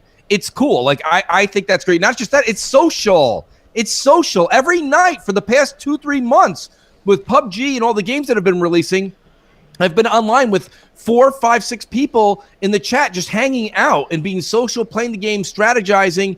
That's just a better way of me using my time than just getting stuck in the show. I'm going to use the commercial, the show hole of Netflix. Like, have you guys seen this? Have you guys seen this? Have you guys seen this? I mean, no. I did watch Stranger Things. That was a exception. Well, I mean, don't get me wrong. There's certain things that I say, go check out. Like, I'm enjoying right now. I'm in the midst of watching The Punisher. But, like, besides Punisher and, like, Stranger Things, I haven't watched the other 8,000 things that are on Netflix because I'm gaming. That's just, you have to pick and choose. You only have so many times in the day, and you do have to go to sleep. Yeah. So it is what it is. Or you could be on like very short hours of sleep like I am today and just get your shit done anyway, Just... Right. That's the other thing. And last but not least, that caller was great. Was the controller. One of the main reasons I flocked to the Xbox in the early days of the 360 was because I just love the Xbox controller. It is if it's not one, it's 1A why I'm an Xbox fan. Yeah, I mean, look, and also age has nothing to do with gaming either, even though, like, I saw someone tweet something about that earlier, someone famous about people in their 30s shouldn't be gaming or whatever. Like, my mom is a big-time gamer. I just got her a new 3DS XL for Christmas with like a bunch of Zelda games. She loves that. She loves Zelda. She has since I was a kid, and she would play them. She continues to game now. And, like, there's no real restriction on it. Anybody can game There's nothing that says you can't once you hit a certain age or whatever. Now, you're up to you as an individual to understand that there's limits, or make sure you're not abandoning, if you have wife and kids and your responsibilities and your work and stuff like that. So it's up to you to kind of to judge yourself on that. You know what I mean? Like, you got to police yourself. You don't want to overdo it. Yeah, I don't think anybody can tell you or anyone can tell anybody, Crap, that you can't game, but you should be watching The Voice or Survivor or The Bachelor tonight. I don't see what the difference is. As a matter of fact, I think the people watching The Voice, Survivor, and Bachelor is a little bit more concerning to me at those ages than you picking up a game and playing. Or watching Keeping Up with the Kardashians or something, right? Yeah. Or so I like watching some Food Network to see what's going on. But if you're watching more than an hour of Food Network, you might also want to figure out, what the hell's going on too. Like you can question any hobby, right? Yeah. M&C Mornings, what's up? Happy New Year. Hola, hola. This is Blue, first-time caller. Just wanted to chime in a little bit because we were talking about gaming and your age. And I remember on Twitter someone talking about people who are over 25 and doing gaming, quote unquote, need to be making a living off of it. If they're not, then they're basically losers. And a whole bunch of people decided to chew this guy out. And I'm glad that we're talking about it because I feel that's important to let people know that even if you're older, you can still game. It's not something that, it has this negative connotation in it, and I feel like it's not something that should be thought of that way. But do you guys tell people in your life, people you work with in your professional life, that you game? And if you do, what do they say about it? Okay, thanks, bye. That was great to have Blue call in. Thank you, Blue. That's a good, great series of questions. Go ahead, Crap. It depends. I mean, I don't go around going, "Hey, I'm a big old gamer." I'm a crap gamer. I don't ever say that. No. That's for damn sure. No, I mean, the thing is, no, gaming definitely comes up. It's discussed. And like the thing about it is the same thing I'm telling you is the same thing I say to them. I'm like, well, what did you do yesterday? The number one answer I get is I went to bed. I'm like, well, that sounds awesome. Great. I don't know. Listen, Jay-Z had an awesome song that came out years ago. I don't know if it was on the Blueprint 3, but it was called Forever Young. And old Rod Stewart tune, huh? Yeah. Well, I like Jay-Z's version better. But yeah, you know what I mean? Like I want to stay forever young. Like that's the way I am. Like I have fun. When we go out, I have fun. When we go out with friends, like I think was it Lucas? Hashtag fun. Hashtag fun. I have hashtag fun no matter what I'm doing. That's just, the way I am. It is, and it's like you gotta divide it up too. Like yesterday, I decided to stay on PUBG, even though Noof was doing some Mario Kart stuff. Next time I'll have to jump in on that. We've done some Star Trek Bridge Crew in VR, which was really fun. Yeah, man, and it's hysterical. Crap. It is, because like you're doing the Kobayashi Maru. And I'm captain, and you're the helmsman, and we've got Jago in there, and we were doing. You know what we sounded like Forbes. when we started that mission? We sounded like the beginning of Super Troopers. When they're like, pull over, like we can't pull over. Yeah, we can't pull over. He's already as far as he can go. Exactly. So exactly. Yeah. There's a lot of fun, by the end of it, yeah, we were like, fire, phasers, no, photons, torpedoes, and you know what I mean. Like, it's so fun. It's just that's what gaming's all about, man. If you're not having fun gaming, I don't know what to tell you, but a lot of people can use gaming for different things. If you got anxiety, depression, there's a lot of different ways. That's escapism. right, too. It does. It gives you an opportunity to get out. It also gives you an opportunity that if you're not somebody that likes to go out and interact with people at Starbucks, okay, you don't want to get a coffee and socialize. I've never with a been to a Starbucks, so well, you should try it. Crap, it's not the worst thing, but nonetheless, no, I'm not going to talk you into a $7 coffee. All I'm saying is this, okay? Is that good Lord, $7? It's almost I can get almost 2 gallons of gas for that price, bro. Come on. You can get 4 buckets of coffee beans for that. Okay, Jeez, is what it is. Yeah, it is ridiculous, man. but no. But what I'm saying though is it does kind of give people that out. That may have anxiety or something like that, so they can go on and play and kind of socialize, and they don't have to do the face-to-face thing, but yet they're very social in the gaming world and gaming space. So there's a lot of different reasons, and nobody should say anything like that to you. Like I said, whenever somebody says something to you like, I can't believe you game at that age, I just turn around and I say, well, please tell me what in the world you're doing that I'm missing. And it's usually just watching a Netflix show, watching something on ABC, CBS, or NBC, or it's just they went to bed early. And I'm like, well, you're just primed for retirement. It looks like you're a senior citizen. Myself, personally, I'm always going to stay young at heart, man. I have a lot of fun. I enjoy it. Anybody that games with me knows that I'm very active and loud. Maybe not as loud as my podcasting, But definitely like to be verbal and have a good time and have a great discussion in the chat. So absolutely, 100% agree. Should with take you. a call. I apologize. Maybe a voicemail. That was a hell of a call. We should, because we've sitting there been talking about this for a while. But great that was a great one. Yes, thank you. So we have a new caller. He goes by Legend 4. Okay, always good to get a new one in there. Hey fellas, Legend 4 here. Just wanted to call and wish you gentlemen a happy new year. I appreciate everything you guys do. You make the drive to and from work fantastic, something I look forward to. Without you guys, wouldn't have found Diller or Zaire or Colt Eastwood. So I appreciate you guys representing the community, and let's change the narrative for 2018, and let's set the tone. Appreciate it again. Happy New Year. Happy New Year to everybody. Thanks. Happy New Year to that caller as well. That was cool. I appreciate that, man. That's, it is kind of like a gateway thing where I stumbled upon Zaire's channel, got interested in that. Zaire got interested in that and his work and how he does everything. I think he's one of the most entertaining people. Found Crap. Me and Crap ended up doing a show on the side on his channel, which then turned into Xbox Nation, and everything just kind of metamorphosized from there. And then you see so many people coming out and doing their thing and becoming big, and it's great. It is absolutely fantastic. It doesn't matter to me who you listen to or who you follow. Just enjoy what you enjoy. And the best thing about YouTube and all of this is let people express themselves. It was the main reason I came on. I wanted to express how I was feeling. And that's the same thing why I said to Crap and Jay, it's really important for M&C Mornings to exist, because it's important for the gamers to have a voice. You guys listen to all of our shows. You listen to all these other shows, and you guys have developed and formed your own opinions on things. And this is an outlet for you guys to call in, ask a question, or just get something off your chest. And that's fine. That's the way it should be. Because there is a lot of this is it's our time down here. Sure, it is. Time.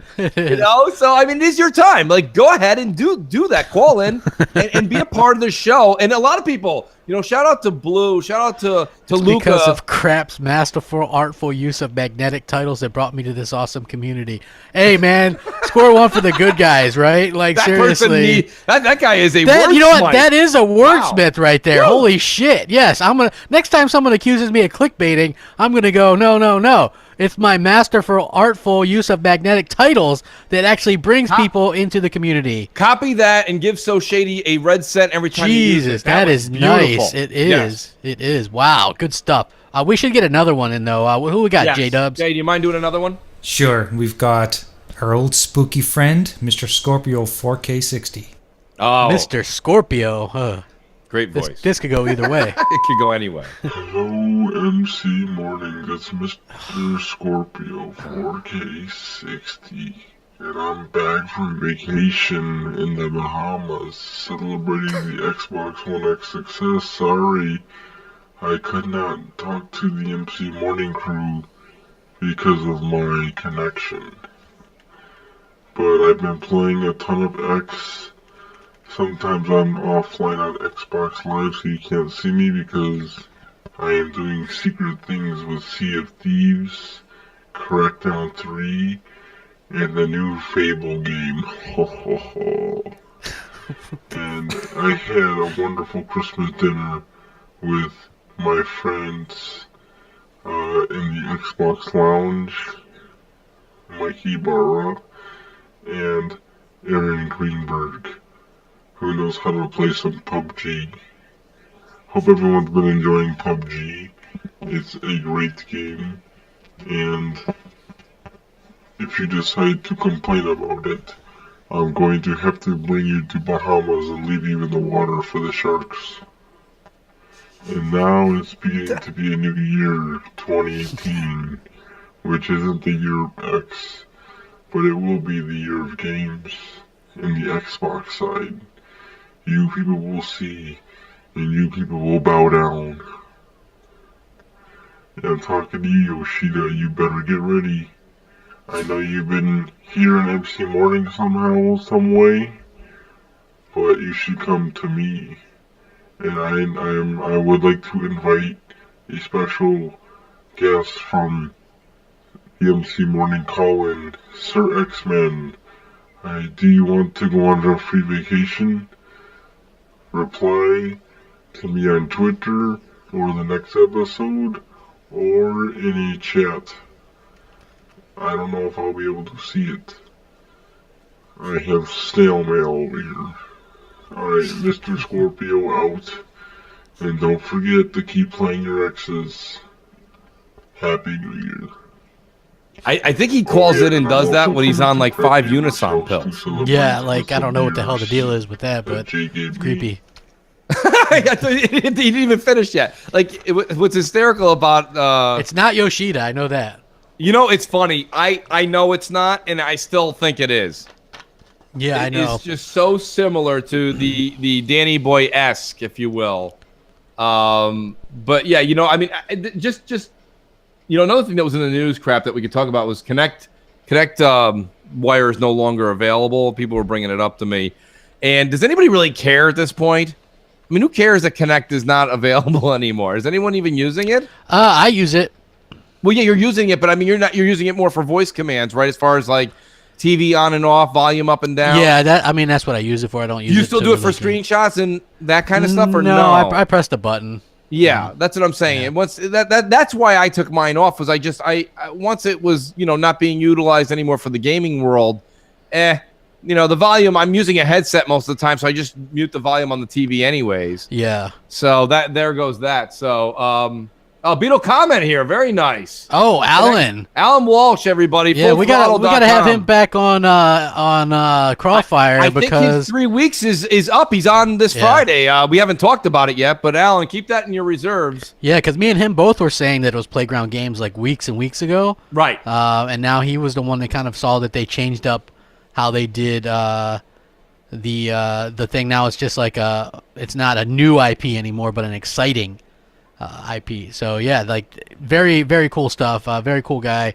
Always happy to have him on Crossfire and stuff like that. So yeah, hope to have him back really soon. Actually, to be honest with you, especially with all the news, the late break. And you know, this week's just gonna break way more stuff. Because every time a rumor breaks, like we've had last week, crap, everything compounds, right? So it's just gonna be more and more. Another leak, another developer that worked for so and so at one point in time found out from so and so that he said this. So there's gonna be a lot more coming off of what we already know from last week's rumors. So I'm excited. Absolutely. So we should probably take another voicemail too. We went on such a rant earlier in the show, crap. You and I. Yeah, we did. You know, plus we were actually covering some of the really good questions that we got. You know, so that's always amazing good too, questions today from the and chat. that's why we take calls, right, guys? Yeah, that's exactly why we do it. So who do we got on deck? Sir, we've got Mr. Zombie Killer. All right, the usual. Hello, M&C Mornings. This is Mr. Zombie Killer. I wanted to wish everyone a happy new year for 2018. And I hope everyone had a great Christmas. And the countdown sale is still on, so there's pretty good game sales going on if you haven't got anything. Just wanted to say Merry Christmas, Xbox community, Crap Gamer, and Mooch, and J-Dubs, of course, and hope you have a lot more beers and beer. And press that Hadouken for me. Hadouken! Please. Happy New Year, guys. Happy 2018. It's going to be a fun year. CFT is coming. Excited. Alright, thank you. Mr. Zombie. Great. No, happy New Year to you too, buddy. Yeah, a lot of these calls are coming in. People are leaving voicemails, you know, throughout the week that we were off too. So, you know, Jay, you know, I want to remind everybody too, go ahead and hit that Skype up. You know, give us a buzz if any questions you have, especially with all the big rumors and mysteries that are coming out over the past week. If you got any questions, Crap covered a lot of things on his channel this week with his videos. A lot of great podcasts this week went on YouTube, so there's a lot to catch up on. Yeah, I mean there's a lot of cool stuff going on right now. So yeah, as far as I'm concerned, I mean it's all good stuff. So it's always good to hear from the fans and have them call in and Skype and all that kind of stuff. So, but we do got an old favorite on deck actually. So let's do it. Old Faithful is always one of my favorites. Yeah. Hey, what's up, Moochie Crap? I was just wondering, do you guys think there is any chance of a Gears of War 2 Ultimate Edition coming out next year? Do you think they do that so they could hold people over to the next Gears of War? Okay. Good question. Yeah, that was good question, Space Cat. No, you know what? I don't think that we'll do another Ultimate Edition. I think that they'll just that might like fracture the audience a little bit. I think the reason why they did the first one was just because they knew it would be a little bit longer and people were really clamoring for a Gears multiplayer on Xbox One. I don't really see people clamoring for a different, let's play Gears 2. Like to me, Gears 4 multiplayer is much better anyway. Right. So yeah, I'm perfectly fine with what it is right now. So. All right. Awesome. Now, I love now, Jay, was that you who added the sound effects, or was that Space Cat? Oh no, that was me. I thought Space Cat's been such a regular since the beginning. I thought that he needed his own seagulls, basically, but instead of seagulls, we have baby kittens. That's fine. That's great. That is, yeah. That was hilarious. Yeah. It's so also playing a lot of games with Space Cat too. Crap. So so we gotta hear him go. Okay. Hey Mooch. Hey Crap. You know what I like is when we play, he doesn't overuse. He doesn't use his Space Cat at all. He reserves that for the show. That's a true professional. Well, sometimes I'll bring it up and be like, okay. Yeah. Hey Mooch. Hey Crap. Yeah. Great, but he's actually a baritone. Yeah. This is really funny. Take a second here while everyone catches their breath. We're wrapping up near. We have a few more calls to take, but I want to thank everyone. Please do listen to what Crap and Jay were saying earlier in the show. Help us out on Patreon. We do have the link below. We don't ask for the $1 in a dream. We gave away our winner this month. We're gonna have February 1st. We'll be doing it again. For $1, you can get that $60+ game, whatever it is, game, PSN Plus, games with gold, Xbox Live. You can get whatever you want for $60. We do it every month to our Patreon folks, and we will have our Xbox One XOXO this month coming out for our Patreon members. Yeah, we do. Higher So tiers. we're gonna be kicking it off old school. We got a lot of cool stuff to do. Hey, we got a call though. M&C Mornings. What's up? All right. Hey, Mooch. Hey, Crab. This is X Man here. I had a theory about the games that you guys were talking about that they are supposed to be bringing back, like Mech Assault and, Perfect Dark and the other games. And a lot of people are saying that, nobody cares about those games. But here in Xbox, if people play games and they see friends playing games, and then they talk about it, unlike on PlayStation, who doesn't really talk about games, that they play and to pass it on. But the Xbox community plays games that Xbox community? Everyone wants to play, and they tell their friends about it, and their friends go get it, and their friends go get it, so on, so on, so on, so on. That's why we sell more games and more software. I just want your opinion on that because I want Mech Assault. And hey, Luca. All right. Gotta go, guys. Have a good one. You know what? If that's true, then Mech Assault could be being worked on by Studio Gobo. They're a studio that could do that for sure. Hadouken! Apparently people like that. They love the Hadouken. Yeah, did he not say Xcock community? I'm just saying. I'm pretty sure he was just thirsty and made a Freudian slip. Thank you for repeating it 4 times. Yes, I know, right? Hey, that's not a bad word, my friend.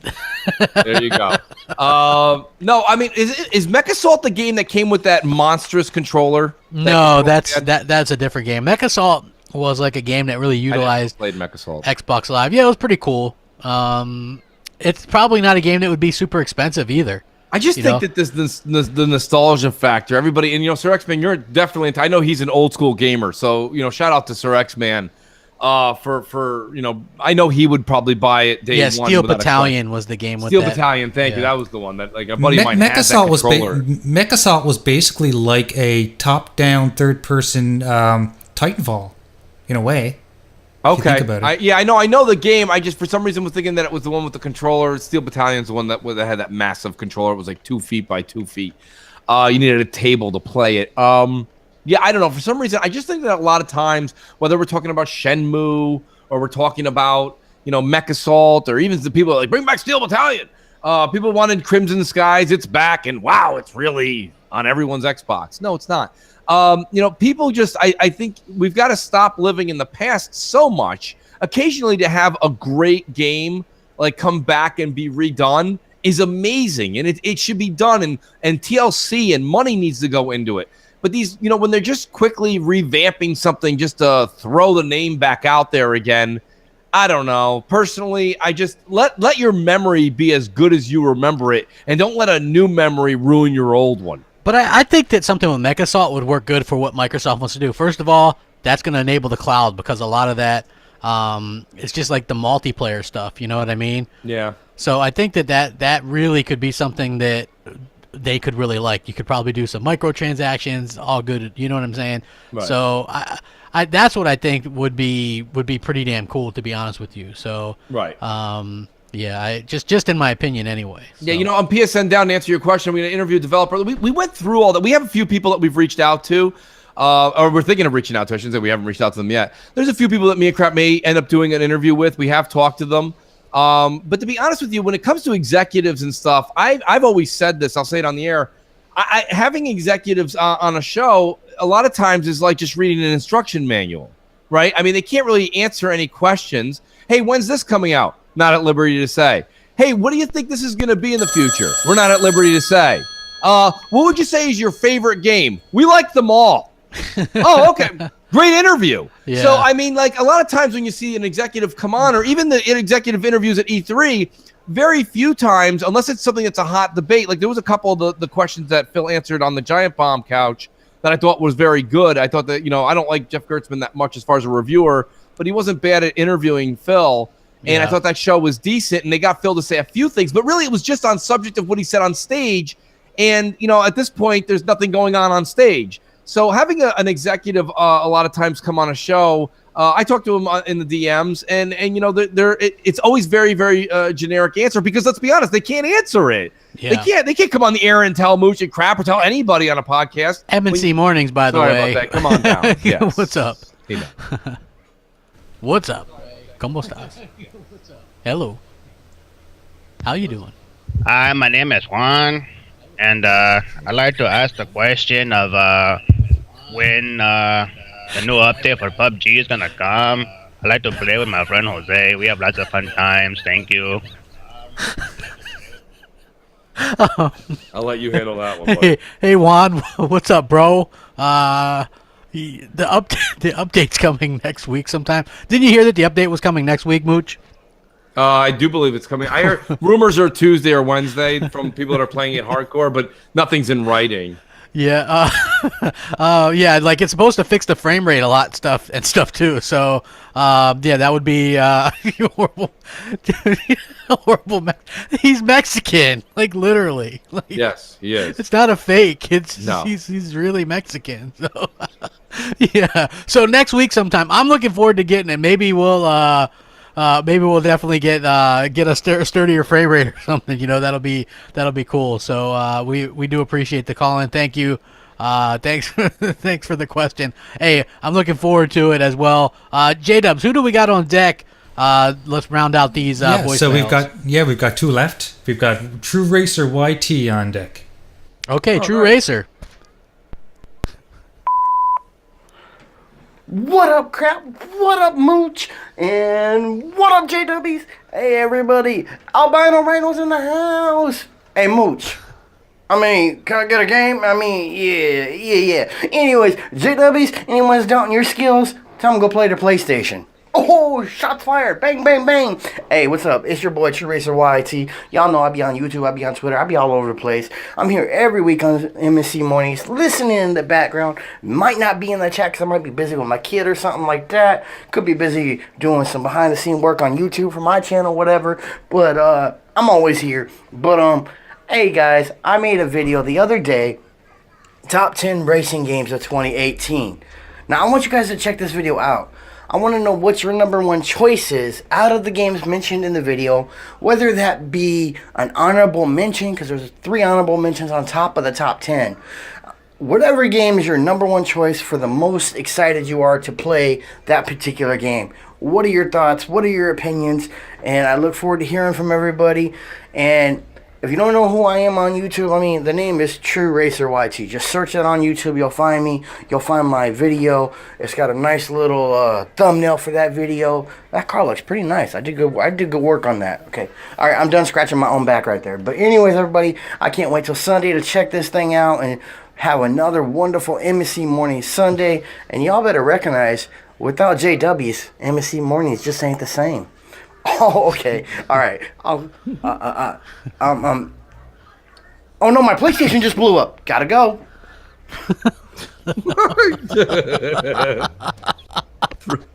His PlayStation just blew up.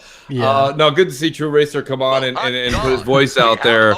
Big time supporter of the show. He's always following us all on Twitter and retweeting. Thank you for all you do in the community too, True Racer. It is very cool. Did see your video. It's funny, crap. Yeah, I'm never going to say that the work that Turn 10 does and Playground does with Horizons, Forza Horizons, are just top notch. They're the best in the business, I think. Myself personally, I have Forza 7, I have Forza Horizon 3, which is going to get that big bump. The X enhancements coming. I believe. On the 15th. Right, and I'm excited. I'll try it, but I mean, I'm not a race car guy, and I don't know why. I guess I'm just not. I'm not into cars like that. You know what I mean? That's just never been my thing. I have an appreciation for cars. Like if you drive here, you pull up, you're like, oh, check out my new, Ferrari. I'm like, that's nice. You're not going to be like, hey, let's pop the hood and put some spark plugs in that bitch. Yeah, pop that shit. Let's put that new fan belt in. I don't know about you, but I'm bored to shit. Yeah, that ain't me either. No, that's why I don't PC game either. Let's crack this bitch open and install this new Titan ZY 42X reverse Blue Jay, because then my thing's gonna sing at 120 hertz with some reverse HDR, and I could be that. No, that's not me. And shame on me, because Alan Walsh is in the chat still. Alan, I really would like to play with someone who's an enthusiast. Alan Walsh is Xbot. Dealer, these guys love Forza games, and I think that's what I'm missing. I've never actually teamed up and went through a game with them and enjoyed the game properly. Do you know what I mean? The way that a true racing fan would. Yeah, exactly. So appreciate the call in, True Racer. What was his question? Because he kind of went on there for a little bit. I don't think he necessarily had a question. Yeah, it was more of a. I think maybe it was just, Jay. Sorry, what were you asking? What was True Racer's question? What? John Doe, what? True Racer, he had basically, I think he was just praising us all. And then pimping his channel too, right? Pimp, yes. Pimping his channel. Oh, okay. Well, we do have one more. We do have one more call or a voicemail, right? Yes, we do. But before that, we want to announce that Hamwich won the Pony Prize. Oh, congratulations, Hamwich! You definitely won something. Woo! We have a winner. Yeah, what it'll be, Hamwich? You don't know. We might not know, but you will find out. No, we'll definitely get something over to you. Always good to have the Pony Prize winner announced. I did notice the Pony Prize go by, so bravo to Hamwich for winning. Yeah, in case you're new, whenever you see the pony go by, you call in and Skype and you win. Woo! See? Pretty simple, guys. Pretty simple stuff. You want to do that? We'll do that last voicemail. Yeah. We are approaching the 1 o'clock hour. Yeah, Sure. let's get it done. Let's do it. Yeah, so our last voicemail is our favorite Ninja Turtle. Raphael. Man, we haven't had a Luca call or a to the Hashi. To the Hashi. Yeah. Well, that's okay. We have a lot of new callers though, Crap. Hello, Mooch, Scrap, and J-Dubs. It's your favorite Ninja Turtle, Raphael, and I'm calling you from the now frozen tundra that is Massachusetts, as you guys know. So I have two questions for you guys. Number one, do you think Microsoft has poised themselves to do the unthinkable for the release of the Xbox 2 or whatever they're going to call it? Now that the Xbox One X is backwards and forwards compatible, it is now feasible to release a great killer application at the release of the next-gen console, because the two user base are now one and large enough to sustain the return of investment needed for such a large title. Imagine 2020, Xbox 2, Gears of War 5 comes bundled with it. What do you think about that? Secondly, I came recently across an article about Bungie and Destiny 2, and an admission from one of the developers saying that the Eververse, the microtransactions coming with Destiny 2, were done because it was quote unquote too hard for them to pump out content and charge in a normal manner for it, highlighting their laziness. My God, this is the company that gave us Halo. What do you guys think of that? Are microtransactions now a way for devs to be lazier? Happy Sunday, and I'll probably listen to you on Monday morning when I go to work. Well, that was a good call in by Raphael. And Raphael, I'll tell you, there's no disappointment greater than what I got. The Bungie folks, I don't know if that's a decline. Maybe they're, what's funny, crap? We haven't seen anything come out news-wise, but there must be something going on at Bungie that no one's talking about, right? Bungie's dead. Good thing Microsoft got rid of those guys just in time. But I think there's some Destiny's dead. Nobody plays that game until Destiny 3. But no, the thing Destiny about it 3. They should just cancel that shit. Yeah, Bungie $6 billion. Yeah, well, no, nobody's gonna go back and buy it. Like they totally. They're gonna have to earn people. I told you when they come out the next time, it'll be more user friendly because what they're gonna do is they're gonna come out. They're gonna make it more like Destiny 1. They're gonna give away all their DLC is probably gonna be free because they lost a lot of people. Even their hardcore, like you say, walked away. Yep. So how do you get people to come back? Free shit. So like the Luca, not free shit. Not like no one goes back to Call of Duty. Call of Duty is different. Where you had some people that walked away from the new style Call of Duty, you had new people that picked it up, and now you have people that'll play the both. But with Destiny, I think what's different is people really felt screwed over. Like really hardcore Destiny fans felt extremely screwed over by Destiny 2. So I think that's a little bit of the difference, and I don't see anybody playing it anymore.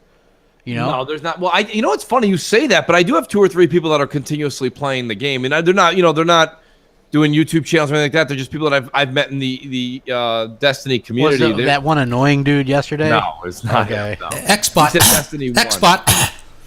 Xbot. Xbot is playing it though. He is enjoying that game. Listen, the game is still #fun. You just gotta want to play what they're providing. The problem is what people have come to expect from Destiny.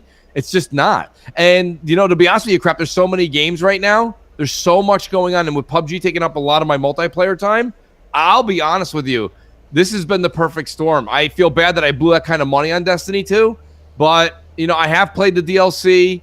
I'm just a smidgen under max score. I kind of kept up with the Joneses. No need for me to really, really hustle and bustle until the next DLC is announced. And then I'll kind of rank myself. I'm about 10 or 15 light level from getting to where I need to be. And then I can jump right into the next one. That'll take me no time at all. I mean, my point being is that I'm going to get my money's worth. I'm going to keep playing when the DLC drops. But it's not what it was. It's not what it was. And listen, I'm telling you, crap. Just like everyone loves a comeback. Everyone loves a comeback. And Destiny 3 will have all the fan favorite stuff. They're going to be giving you DLC. At least the first 2-3 amounts of DLC will be free or included. Watch. And then you're going to see like a lot of the stuff that they didn't give you unless you played for hours and hours and hours, as far as like maybe some of the stuff you'd wear, just the looks and appearance of your character will be given to you free. I think they're going to cater more to the customer next time because they, like you said, they don't have to win you back, crap. You're gone already. But they got to win back the people that were really their blood and support line that have left during Destiny 2. And the only way to do that is free shit. Free shit always works. Could be. True Racer said his question was, what's our most anticipated racing game for 2018? Which is obviously Forza Horizon 4. Come on. Yeah, I would say Forza Horizon 4. I love that they're going to Japan with it. I love the lights, the look, the feel of what they're going to do. Yeah. I like city racing much more than this big open country stuff. I just like, I don't know. I'm just sitting. It'll still be some open country. There'll be some, but there's but the majority of what Japan is known for, if you're looking at what they've done in the movies and stuff, are all in city, and that's really cool. I'm thinking it'll be cool in HDR. I think it'll look fantastic. Mind blowing. Exactly. Mind blowing. So, Jay, do we have a Wheel of Wonder? Of course we do. Let's bring it up. Hell Al yeah. Wall says he may have a Forza Horizon 4 scoop dropping soon, so stay tuned to fullthrottle.com. He's going to confirm that it's Forza Horizon. I do hear the wheel ever so slightly. I don't know if everyone's echoing. Yeah, I think echoes. Spin that wheel. Spin that wheel,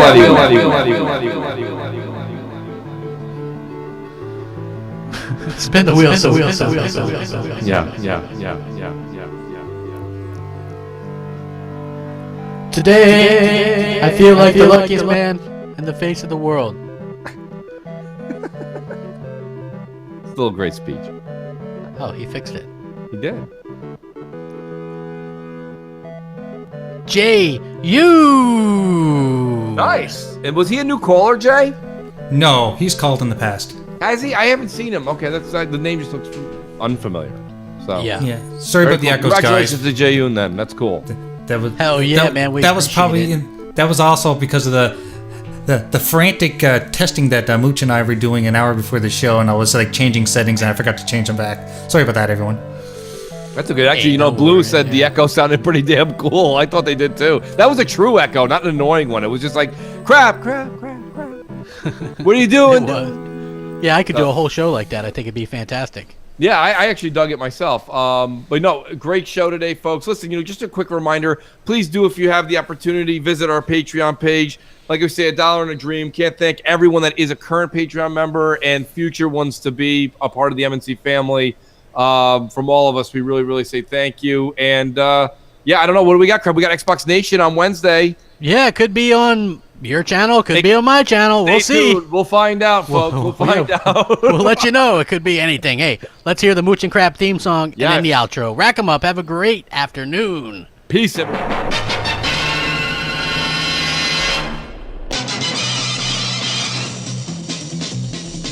Mooch and crap. They talk about games and no drama smack. Search the web for media ties to catch these ponies in their lives. Look out, here comes Mooch and Crab.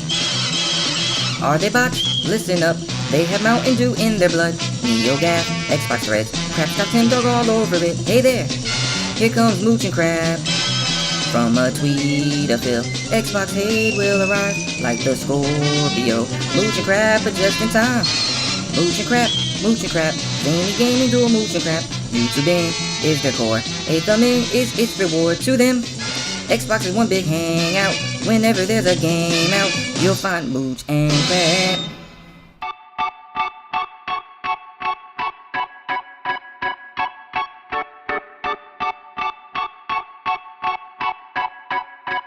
Wake on up, it's Mooch, it's Crap, and Jay in the morning. Wipe your eye boogies, get your coffee finished yawning. This is Mooch and Crap Show.